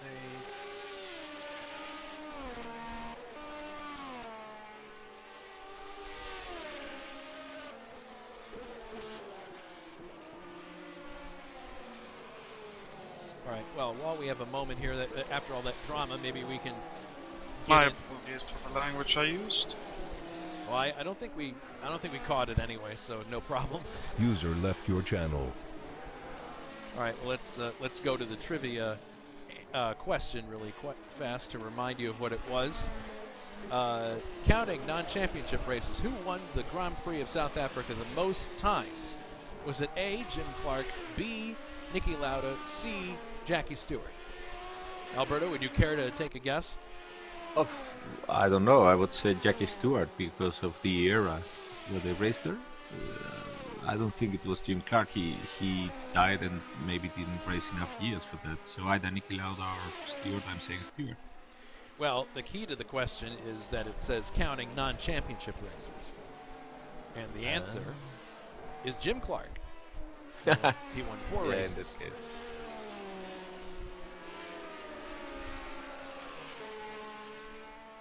Yeah, Jim Clark was running in several categories. So in that case, yeah. So, I mean, if there is any damage to Jacob Fredrickson's car, it certainly doesn't seem manifest right now. I don't see it. No, he's going pretty quick, and he's actually catching up with David Jakes. Yeah. Oh, and as we speak about it, speak of the devil, David Jakes gets way out of shape. Yeah. Wow. So, Starting to feel the pressure. He's feeling the pressure, but Ray is closing in too. So we have another potential 3-car scrum happening here. I really hope everyone's enjoying this race, because I sure am. This is it's been nonstop action, and the mod looks fantastic, and the platform looks great. So it is. It's certainly a step ahead of the older factor. And I'm really happy that that Alberto could join me today on the broadcast, because he's been feeling under the weather the last few weeks, and kind of on off, and thrilled that you felt well enough to be on the broadcast today. Thanks a lot. Thank you for having me here. Yeah. So we're on lap 53 now, so believe it or not, at some point we're going to start thinking about, okay, you know, if anybody's got anything left in the tank, they're going to start planning. I hope that nobody has fuel issues. There were some people asking at the beginning of the race, how much fuel do I put? Fastest lap now for Richard Coxon, 1:15.352.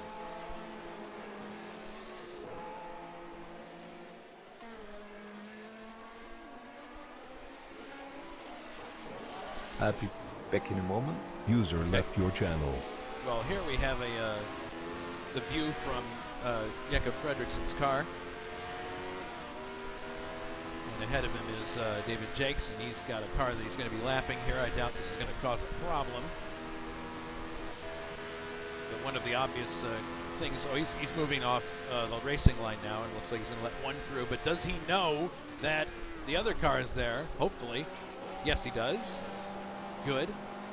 That could have very easily got, well, hang on a minute. Jakes is forced out, or I'm sorry, Fredericks is forced out wide, but no collision there. Francois saw him. Good job.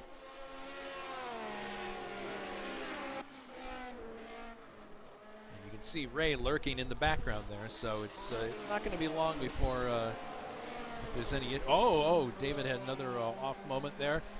Oh, this could be it. Or Richard Wilkes.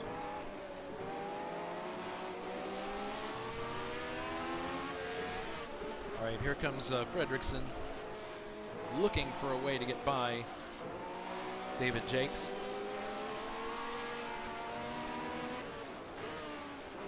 Downshifts into Leo Kopp. And that oversteer that we saw manifest in Jakes' car shows up again and again, like especially in those slower corners. Those are the ones that he seems to have trouble with. Into the slipstream now, coming down the long straightaway. Too far back to do anything about it now, but certainly he's putting the pressure on. Fredrickson is.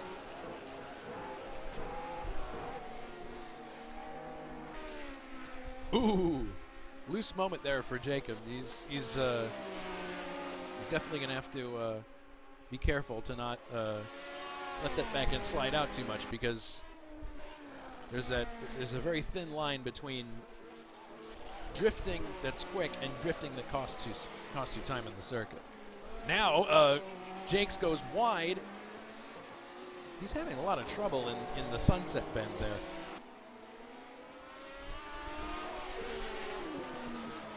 Into the S's.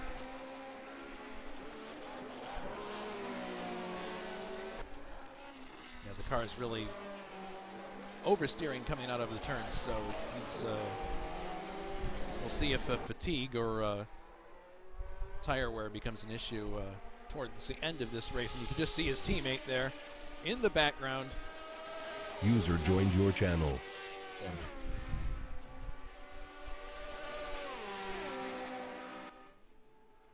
Fredrickson is not giving up. No, he's putting a lot of pressure on David Jackson, and I think it's evident by now that his car has no damage.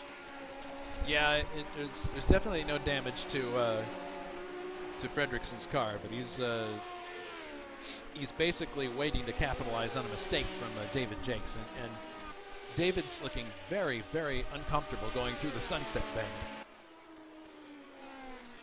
My guess is that the BRM is a heavier car and is taking a toll on the tires. Yeah, there's not much that Fredrickson can do to capitalize on the issues he has in Sunset, because immediately after that is Clubhouse, and it's kind of an awkward turn where you almost come to a stop. So he doesn't. Oh, you can see there the lurid moment of oversteer as he comes out of the S's and into Leo Kopp. Now they're coming up the hill towards the kink. Yeah, there's not a lot you can do here against the he's, power advantage. Yeah, there's a power advantage for David, and so the best side of the best portion of the track for Fredrickson is the backside, and it's the worst portion for David. So really, if he wants to get by him, he's going to have to capitalize on a mistake that David makes in the backside. That's the most likely scenario in this situation. Now they're coming up on Philippe Martinelli.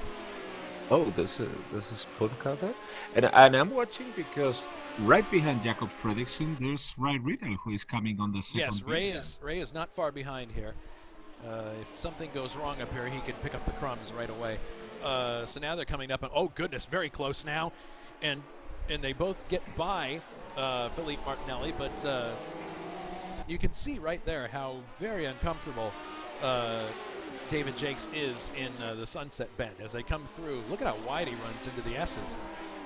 Yeah, he's always waiting there for the car to make a very violent reaction to the other side. That gets him through the S's, but it's dangerous as hell. Yeah, that's rough.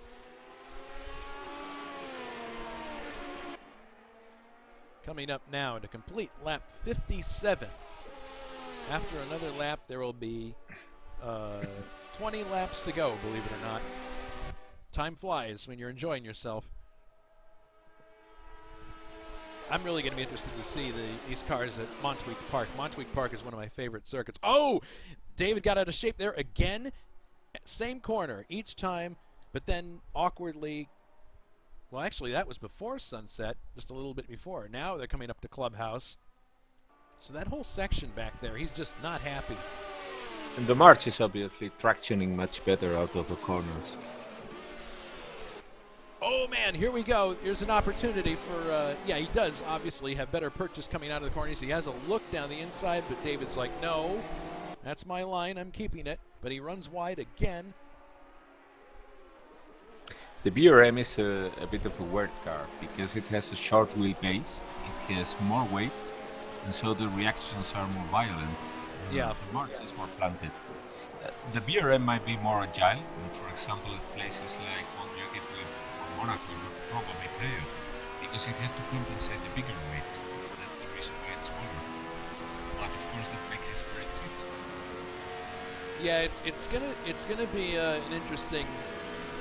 It's going to be interesting to see how that car does. Okay, here's a chance now for Fredrickson. He pulls out alongside. And does he have him? Yes, he does. Fredrickson moves up to third place. But he gets loose on the exit, and it looks like, oh, man. Near collision there. He was User able to joined power your slide it channel. out. Oh, and here we have Richard Wilkes with us. Richard, we After the saw the incident. Really, really unfortunate. Can you walk us through what happened? Yeah, well, obviously I was trying to not lose time to Fredrickson at that point. There was a back marking in the way, and Fredrickson got by him. I wanted to get by him too, and I was on the inside. And then the next thing I saw was Fredrickson. He was sideways, coming out of the airplane. I was on the inside, so I only saw when I was already accelerating out of the airplane.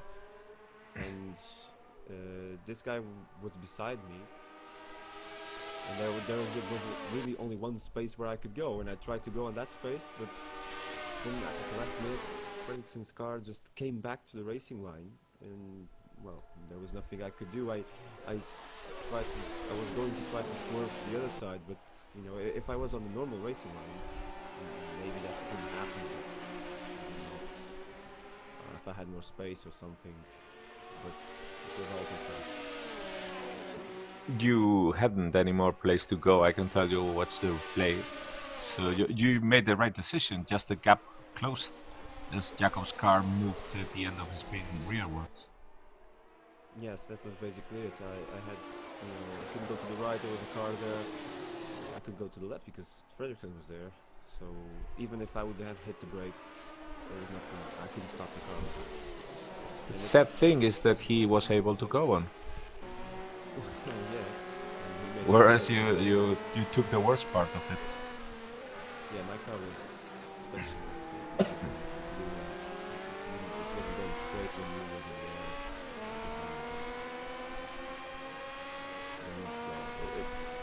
It was a shame. I mean, I didn't have the pace in the race for the surface cars. Also, third place was in reach. I was trying to pace myself, and the Lotus is. I suffered a lot of understeer in the race.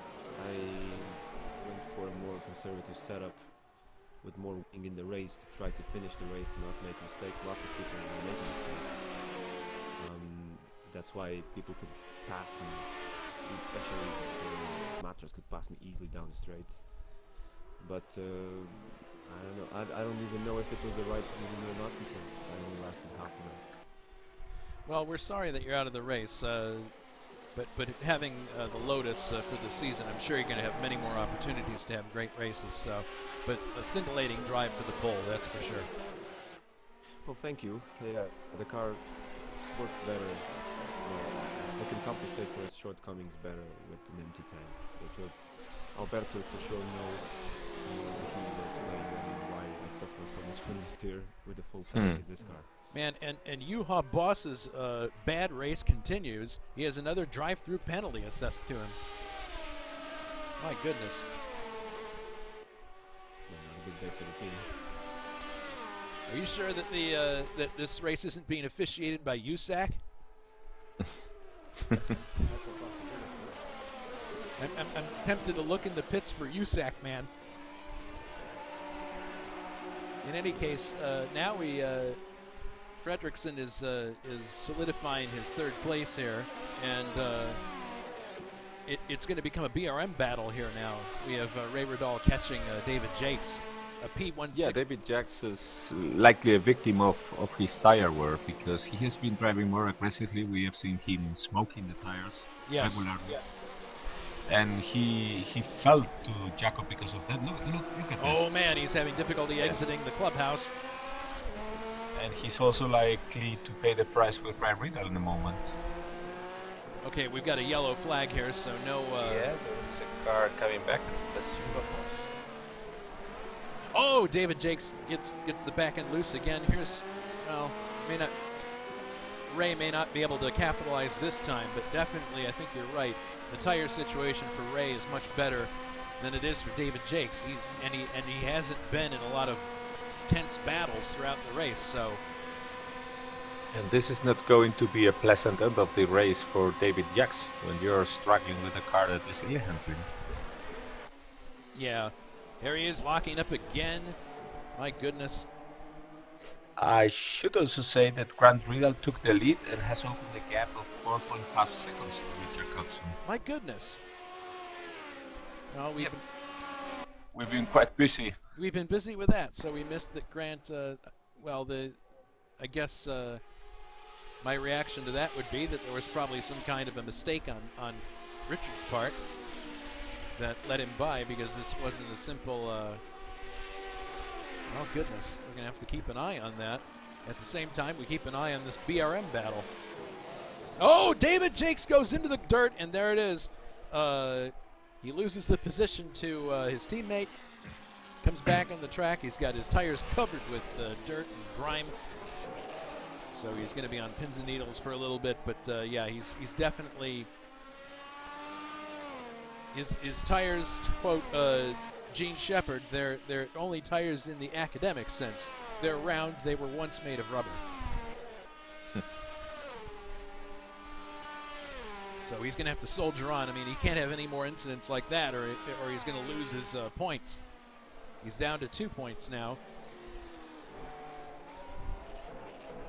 So the question now is, it's a 3-second gap, 3.6 seconds between Coxon and Grant Riddall. So I wouldn't count Richard out of this race yet. There's still plenty of time for him to close that down. We're only on lap 64, about to start. He is closing because in this last lap he gained half a second. And one funny thing, right now the 6 points paying possessions are taken by just 3 teams. I mean, Surtees, Martin, and BRM. Everybody has 2 cars on the top spot. Well, that's going to make the championship total interesting after this race, because the rule states in the Constructors' Championship at the time that only the best placed team or best placed car of a specific make can, I think it's make and not team, can score points. So that means that it's going to be a very abbreviated points chart for constructors if it finishes the way it is now. Yes, this is before the Concord agreement in the Formula One. Mm-hmm. So you had still private cars, as you see here with the March and the cars from previous years from other teams, which is where that rule exists that you just mentioned. Mm-hmm. Gap is holding at about the same now, about 3 seconds. It was 3.5 previous lap. Oh, so well then he's gained another 4/10 just now. Yeah. So here we are. We're going to get a long shot here coming down. Yeah, there you can see it. There's the leader coming through, and there's Coxon coming through. So visually, there's not a lot of space.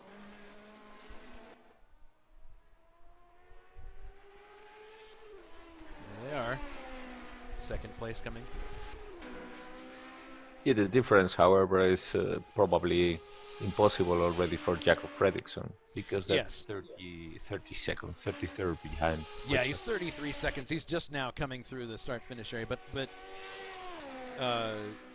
obviously his race, with the incident with Richard Wilkes is very difficult, but he did bring if he continues the way he's been, it's pretty amazing with all the action he's seen. The car is obviously an excellent trim given this, given all the action that he's been in. Compare that with David Jakes, whose tires are absolutely cooked by this point, most likely. Yeah, very likely. So here they come to the top of the hill again. The gap is still about 3.2 seconds. So Richard Cox is closing, but not at a particularly quick pace. Probably Grant Riddle noticed that he was closing in and started increasing his rhythm. Yeah, perhaps.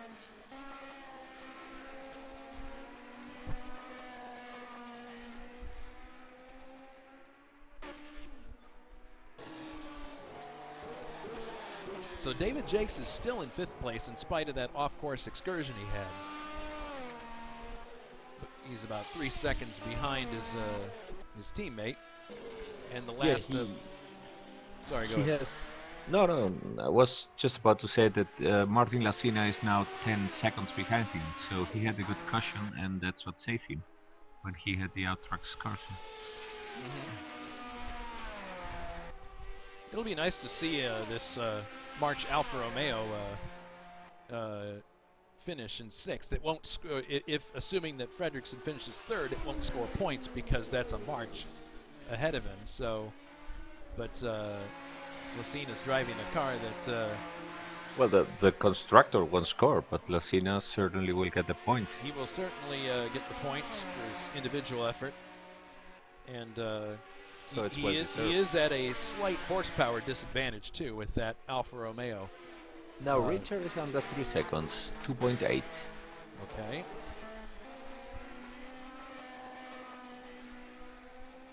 Well, we'll have to keep a close eye here because yeah, there's 12 laps to go still.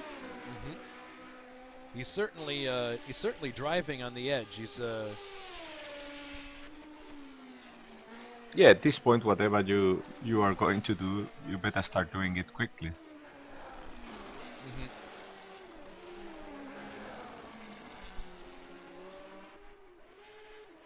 And with all that's been going on, not in the points, but just out of, is Mikael Yannick, and he's only 7 seconds behind Martin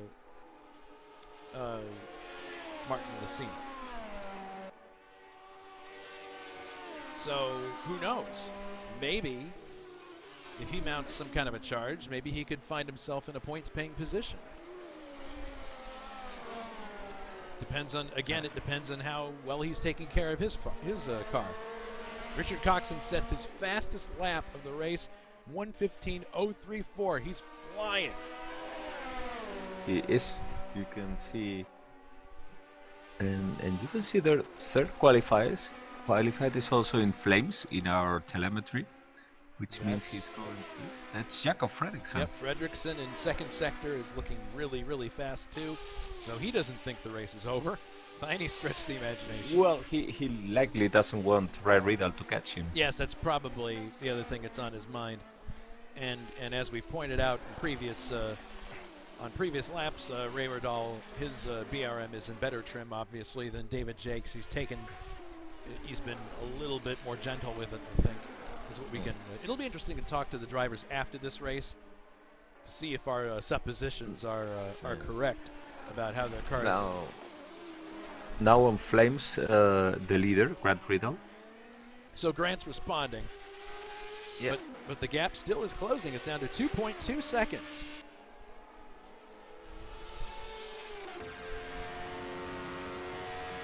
I always find it interesting that these the Surtees have the blue windscreen. I'm not sure why they chose to have a blue windscreen on these cars. Is there an advantage to having a blue windscreen? No, the only thing I can say is that being British cars, it's not a matter of style. Because there are other cars that we've seen that have yellow windscreens, and that I know increases contrast and can help. Yeah, if you look through it, yes, but I think these screens are actually too low. They are more wind deflectors than real screens. Wait until you see some of the windscreens on some of the USAC 74 cars. They're way up. Yeah, but those go much quicker. Yes. All right. I can so imagine that going to 120 mph in Michigan, the air must be quite more disturbing. Yes. All right. So now you can see both of them in the same picture, and we've got 9 laps to go. This time by. So we're setting up here for an exciting finish, potentially. And the gap, Miguel Yannick is not gaining any time on. He's actually losing time to Martin Licina. So if Martin Licina can keep his car pointed the right way, he may be looking at a single point for 6th place. Which is actually a quite way to start the season. Yeah, it's great. I mean, but, you know, at the same time, you know, given the struggles that the Ferrari team had in this opening round, here they are, 2 of them that are going to finish in the top 10. They won't score points, but, you know, we'll see if they improve as the season continues on. They will get better, an evolution of the car. Yes. But for them it must always hurt that one of the tracks where you theoretically had better chances, you have not been able to score. Yeah, I mean, it is true. This is a high-speed course, and you would figure their 12 cylinders would give them the flat 12 would give them that advantage. But and a lot of people talked about this is going to be a 12-cylinder, clinic, and it didn't turn out that way at all. So, just as political pundits can sometimes get things wrong, sometimes sim racing pundits get things wrong. Gap is now 2 seconds flat, 1.9 now. He's certainly he's cutting into that lead, and with 7 laps to, well, let's see, they're on lap 72 now, so there's 8 laps to go.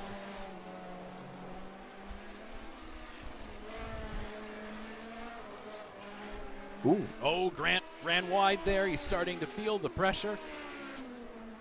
Yes, that's. I mean, with that difference, it's all it takes. A small error can easily cost him the victory. Well, psychologically. Yeah, first, third, and 6 are the positions that are always more complicated to have here. It's 1.6 now. 1.6 seconds. Wow, we're building to an exciting finish in our first AMS race. Don't change the dial.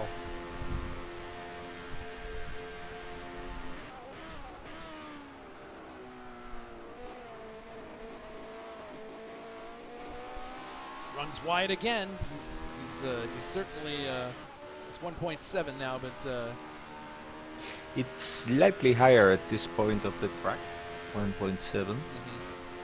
But I think that from now on, yeah, it starts decreasing now. So it's a matter of Richard being a bit quicker in some sector. Yeah, he's quicker here for sure, as they're coming up on a lapped car. Yeah, look, here he is now getting closer. Richard had a tiny bit of a moment there, but yes, okay, here we can see where the real gains are being made.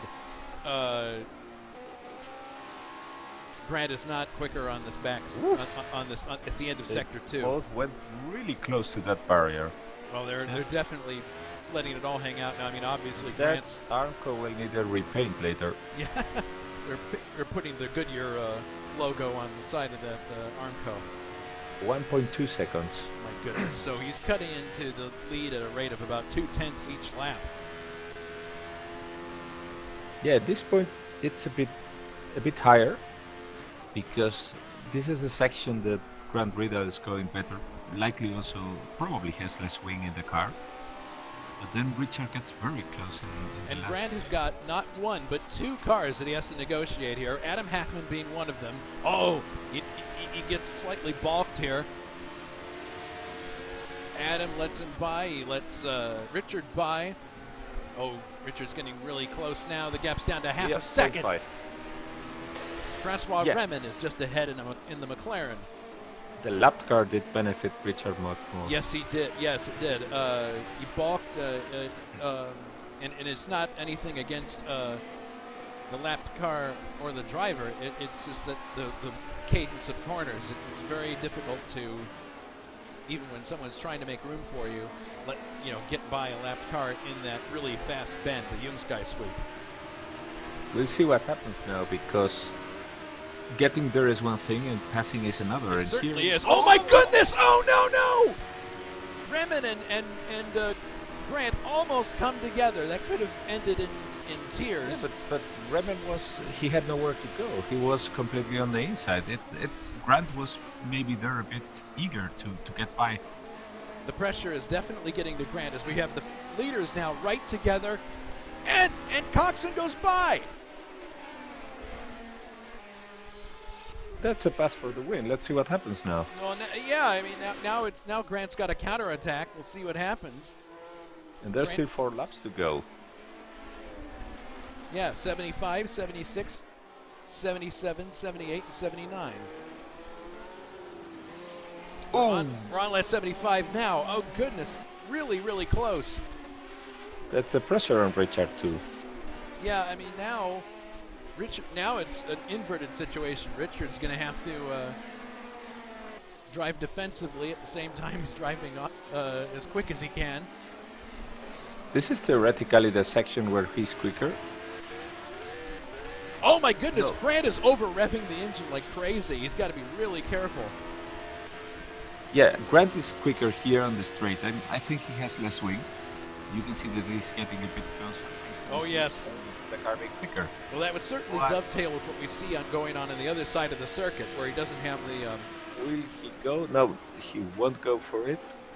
Nope. But we're still in the section where Grant is quicker. Yes. But if Richard is able to stay in front, he might open a slight gap there in the second section. And he really needs it for the straight later.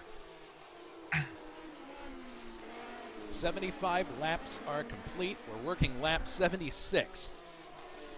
Grant runs wide there, picks up some grass there. You can see it on his. God, these guys are absolutely letting it all hang out. So easy to make an error now. Yeah, the cars are absolutely just spent.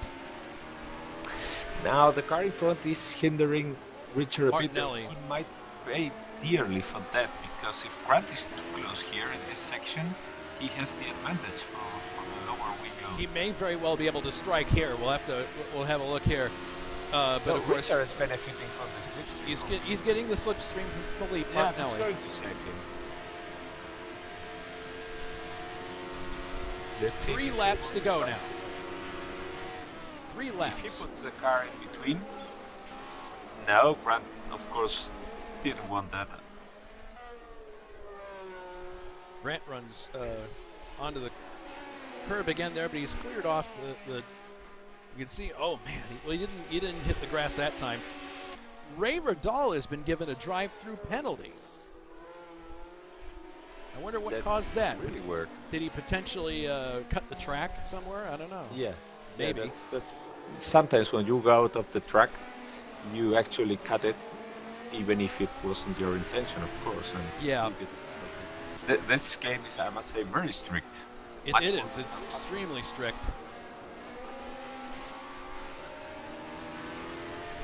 Well, this is going to look really dire for Richard now, because here they come into the main straight. Oh, he's definitely going to have a chance here. Definitely going to have a chance here as they come down 2 laps to go now.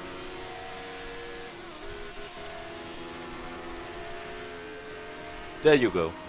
Yeah, Richard's taking the defensive. Oh man! Grant had to back off there because Richard was taking a very defensive line, and he for whatever reason he didn't feel like. Well, he can change lanes once, and he certainly was able to time it very well. True. They're having to really tiptoe through Barbecue Bend at this point. That's a part of the track that's really fast, but they both are driving through there like they have nothing left to really give. again to lap cars. Let's see what happens.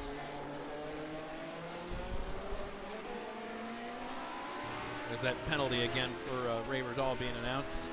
My guess is that he clipped the track or something, and now he has to drive through. And maybe the repeat drive-throughs we saw were people not obeying the pit speed limit. The pit speed limit when they did the drive-through. So maybe it just compounded. All right, Okay, so now here we go Ray's got again. another chance here as we're coming down. Not the best exit of the turn for Richard. All right, let's see what's going to happen now as they're coming down for the straight. One more circuit to go.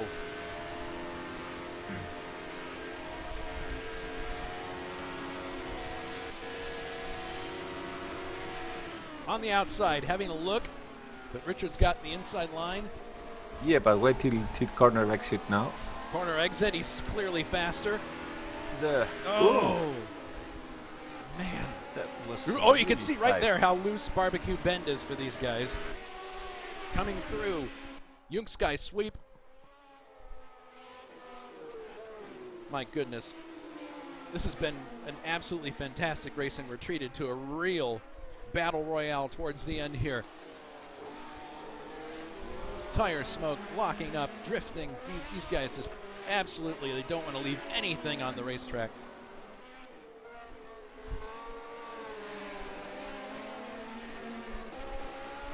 Well,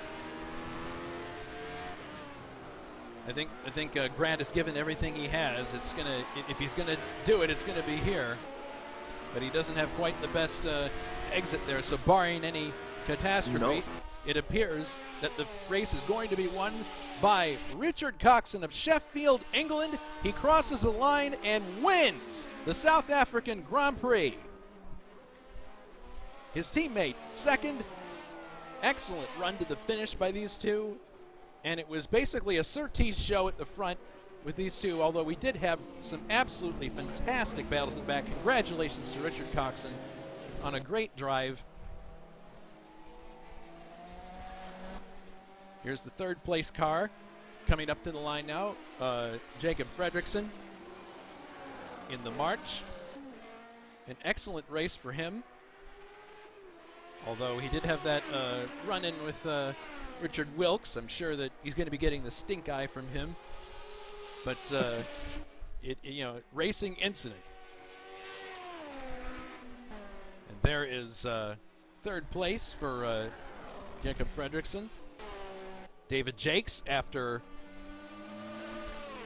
tire issues, I'm sure, we'll have to ask him in the post-race interview, comes across, takes fourth place. Martin Lucena takes fifth place. And look at this.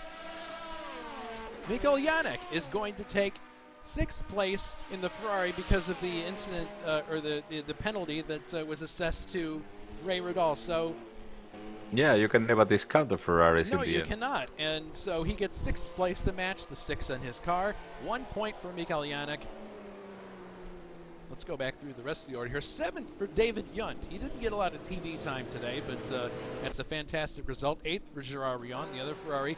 Ray Riddall ends up ninth after all the unfortunate issues he had. 10th for Martinelli. 11th for Francois Remen. 12th for our friend Jonathan Asserclinth. 13th for Jason Whited. 14th for Timo Vermeersch. Very good result with that very old car from Yari finished in 15th, Hackman 16th, 17th for Juha Boss, and out of the race, Richard Wilkes, Raul Yareb, Yves Placé, David Saber 21st. We're going into the next session here. So that concludes round one of this series. A really, really exciting round. And I guess now we're going to be moving to post-race interviews. Those of you who would like to, we have Richard Coxon in the green room. If you'd like to proceed into the, I'm just going to drag him in here, into the broadcast User booth. was moved to your channel. Richard, can you hear us? I can. Congratulations on an excellent drive. Lots of fireworks there at the end with your teammate, but fantastic start to this series for you. Yeah, better than I ever imagined. We were happy to get points, but this exceeds all expectations, if I'm honest. So, brilliant start for me and Grant. Hopefully it continues. Yeah, we noticed that you we were so involved at looking at incidents that happened further back in the pack that we missed when he overtook you for the lead late in the race. Can you describe how that happened for us? Coming out of the clubhouse, is it? Tight left-hander. I accelerated a bit too hard and I had a half spin. Oh. That gave him the 5-6 second gap. Well, we were watching you close down. It surprised us how easily he seemed to let you by with only a couple of laps to go. But Well, I'll be fair to him. We had an agreement beforehand. If one caught the other up quite quickly, or we felt we were holding the other one up, we'd let them go. oh, Because it's all about the team in our eyes. So wow. See, I had mentioned something like that in the broadcast, and I thought to myself, I'm reading a bit far into this situation. But yeah, there was a team agreement. How about that? it was our plan all along. So Every once in a while, I get something right. Any other hair-raising? I mean, the start was brilliant. You managed to get by Richard Wilkes on the outside. How was the start, other than what we saw? Were you able to get away okay with no shifting issues? I had a bit of struggle getting in second gear, but nothing too major. It went in at the second attempt, but I knew I'd been practicing where I could brake from a standing start. So I knew the latest I could brake, and then when Ricardo braked earlier, for what I knew I could, it was just a matter of braking where I'd planned, and the rest is history, as they say. Well, fantastic result. Alberto, do you have any questions for our winner, Richard Coxon? No, just a congratulations, because he did a really great job staying there at the top of the race. Thank you. All right, we've got another person waiting here in the green room. User was moved to your channel. Timo Vermeersch. Good evening. Evening, guys. So, how was your race? This was a one-off event for you, driving one of the privateer John Love entries. Did you run into any difficulty along the way? I mean, just getting that car home is a accomplishment in itself, I would believe. Yeah, and I think Adam Heckman, who was my teammate on the John Love Racing, did the same. He came in just behind me. Mm-hmm. But our main objective clearly was to qualify the thing. At least my main objective was. I think we had a 15 horsepower disadvantage on any other car on the field, which at Kyalami, which is a power track, was quite a handicap. So I'm thrilled to have taken the start, and very happy to have brought it home in, I think, 14th or 15th. The race went very well. I was able to run well within the tires. I was saving the tires, still going quick enough to keep Adam behind me. I had one issue where I was letting faster cars through going into the SS. A March spun, and I kept well to the right, but a Lotus also lapping just bumped into the right and basically bumped me off the track. And I admit that let Adam Hickman, the other John Love car, through, and for some laps there was some kind of red mist before my eyes. But after that it was quite a very nice race, very enjoyable.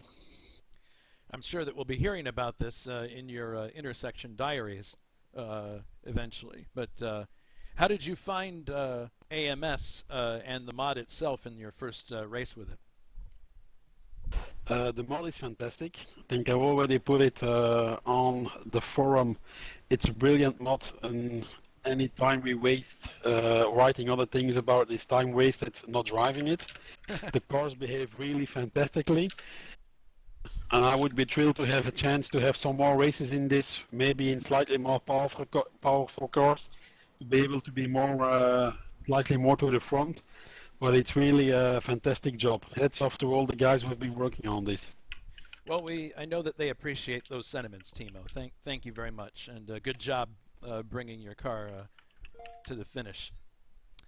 Okay, thank you guys. Have Thank a nice you. evening. Okay. Thank you. User Congratulations. was moved to your channel. David Yunt. Hello. Hey. So you ended up rising in the standings quite a lot towards the end there. It's you got fairly close to the points paying positions. How was your race overall? I was very glad, to be honest. I was just trying to wait the starting craziness, and I had to wait when Peter Blom, the Blommeister, had an accident in his 30s ahead of me. After that, I think it was more picking places up. Das cars retired. And in the end, I noticed that I could still catch Gerard in his Ferrari, so I gave it my all, and then, I don't know, in the last few turns he suddenly slowed. He then missed like the apex for the last turn, and we went side by side towards the kink. And then I was inside, still looking to the side where he was. It was like a bit, I don't know, I was on the inside. Then we ended up, I don't know, crossing our apexes or receiving inputs, and I was very sideways. In the end, well, I took P7. Although I'm a bit sorry to share out, but I mean, I was on the inside. I couldn't go anywhere. I tried to steer hard to the right side, but didn't quite work out. And these cars get pulled still quite a bit of forces. But in the end, with P7, I'm very glad to have put the car there. How did you find the tires during the race, as far as like wear and just performance in general? Oh, well, tires. I used like just one set in qualifying. Then I used the second set in the race, and even until the end, I thought like I could do. Later on, I was like always in the 17 low range, and the 16. I was a little bit slow, lost a bit of pace, but reduced it back to 16s, and then was really trying to catch her. I got like 16.5, 16.4 out of it at most. The only thing that really surprised me that I think I shouldn't have needed to like nurse the brakes or even run like lower pressure, since it felt like they were not wearing at all, which is a bit, I don't know, it looked a bit maybe a bit unrealistic, but I'm not really sure how much they were back in the 70s. But I thought like I did way too much nursing on them. Well, coming up to Montweek Park, I mean, that's a circuit that definitely favors driving technique over a mechanical advantage, similar to Monaco. So could be a Yeah, I chance for you to suspect score you some will points have there. there more mechanical problems. Yeah, for sure. Montjuic will be very tolling in that regard, same as Monaco. And next up, User we was have... moved to your channel. Hello. Hello, Mikael Janik. You came away with 1 point for the Ferrari team. Not the greatest weekend for Maranello, but you managed to salvage something, taking advantage of other people's problems towards the end. Good job. It was a very hard race for me. I was nearly about to quit this season. I was struggling with Automobilista, with wheel setting, and finally found today in qualification something in the setup, and the car changed a lot. At the start, I felt to 18th position because some slower car in front, which started badly. I stuck there, and drivers from back overtook me. And then I must battle with them. And today, what was worst part was battling with lapped cars, because they didn't make room enough and in a readable way. It was very hard sometimes. So at the finish I was less than 1 second from 5th position, 1 lap, and maybe 5th place. We'll be back there. Well, you're going to be getting some upgrades to the Ferrari in subsequent races, so you have that to look forward to. And I'm sure that as you progress with AMS and get used to it, I'm sure that'll, any new bugs with the system will get worked out, and you'll probably be up there challenging for wins like these other guys for sure. And we got one more guy waiting in the green room. User was moved to your channel. It's David Jakes, who came away with a 4th place today after it looked like you were really struggling with those tires towards the end. Yeah, partially tires, partially just the way I had it set up, probably too aggressive at the beginning where it was really good, but about midway there, the balance definitely turned on me, and it was just trying to keep it on the road was the challenge. It looked like the place you were having the most difficulty was over by Sunset, just before you got to the clubhouse. The car definitely did not seem happy there. No, Sunset and Club became my worst enemy at the end. Well, but it was a good race, solid. Really happy with how it turned out. Surprised really that was able to finish as high as I could, and really just happy to make it to the end because attrition is, I'm sure you guys are commenting on, took out a lot of people. So yeah, unfortunately, I mean the Matras looked really good towards the start of the race. We're running 3rd and 4th, but or 4th and 5th, I should say, but. David had an unfortunate incident coming out of clubhouse and with wheel spin and damaged the car, and then Yves Place ended up having an engine problem on the long straight. The car the engine just quit.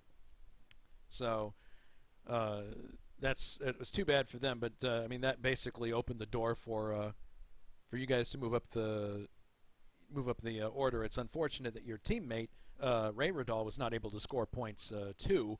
He had a late race coming together with the officials. They had some gripe with him probably about where he was on the track, and that allowed Mikael to take the Ferrari into the points. But I'll ask this of everybody who's here. Next race, Montjuic Park in Spain, a track that's very similar to Monte Carlo in terms of the confines and the speed.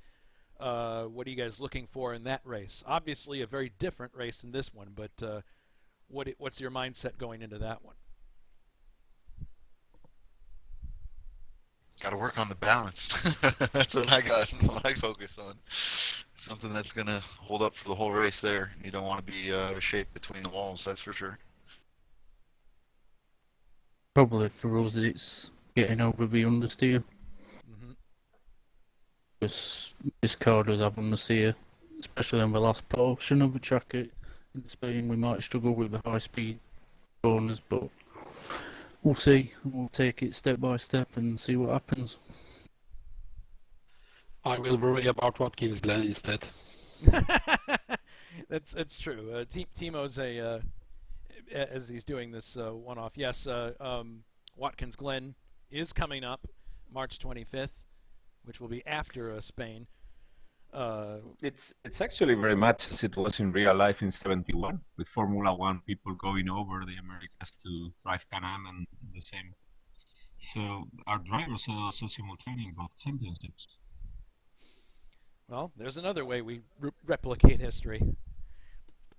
All right, well, I want to thank everybody for their contribution to the broadcast and an exciting race, I have to say, to open this series, and it bodes well for what we're going to see in the next 10 rounds. It's an 11-round series. Any closing thoughts, Alberto? No, just that I'm really waiting and looking forward to the next one. Yeah, me too. All right, well, we want to thank our audience, too, for tuning in. Again, just a quick recap.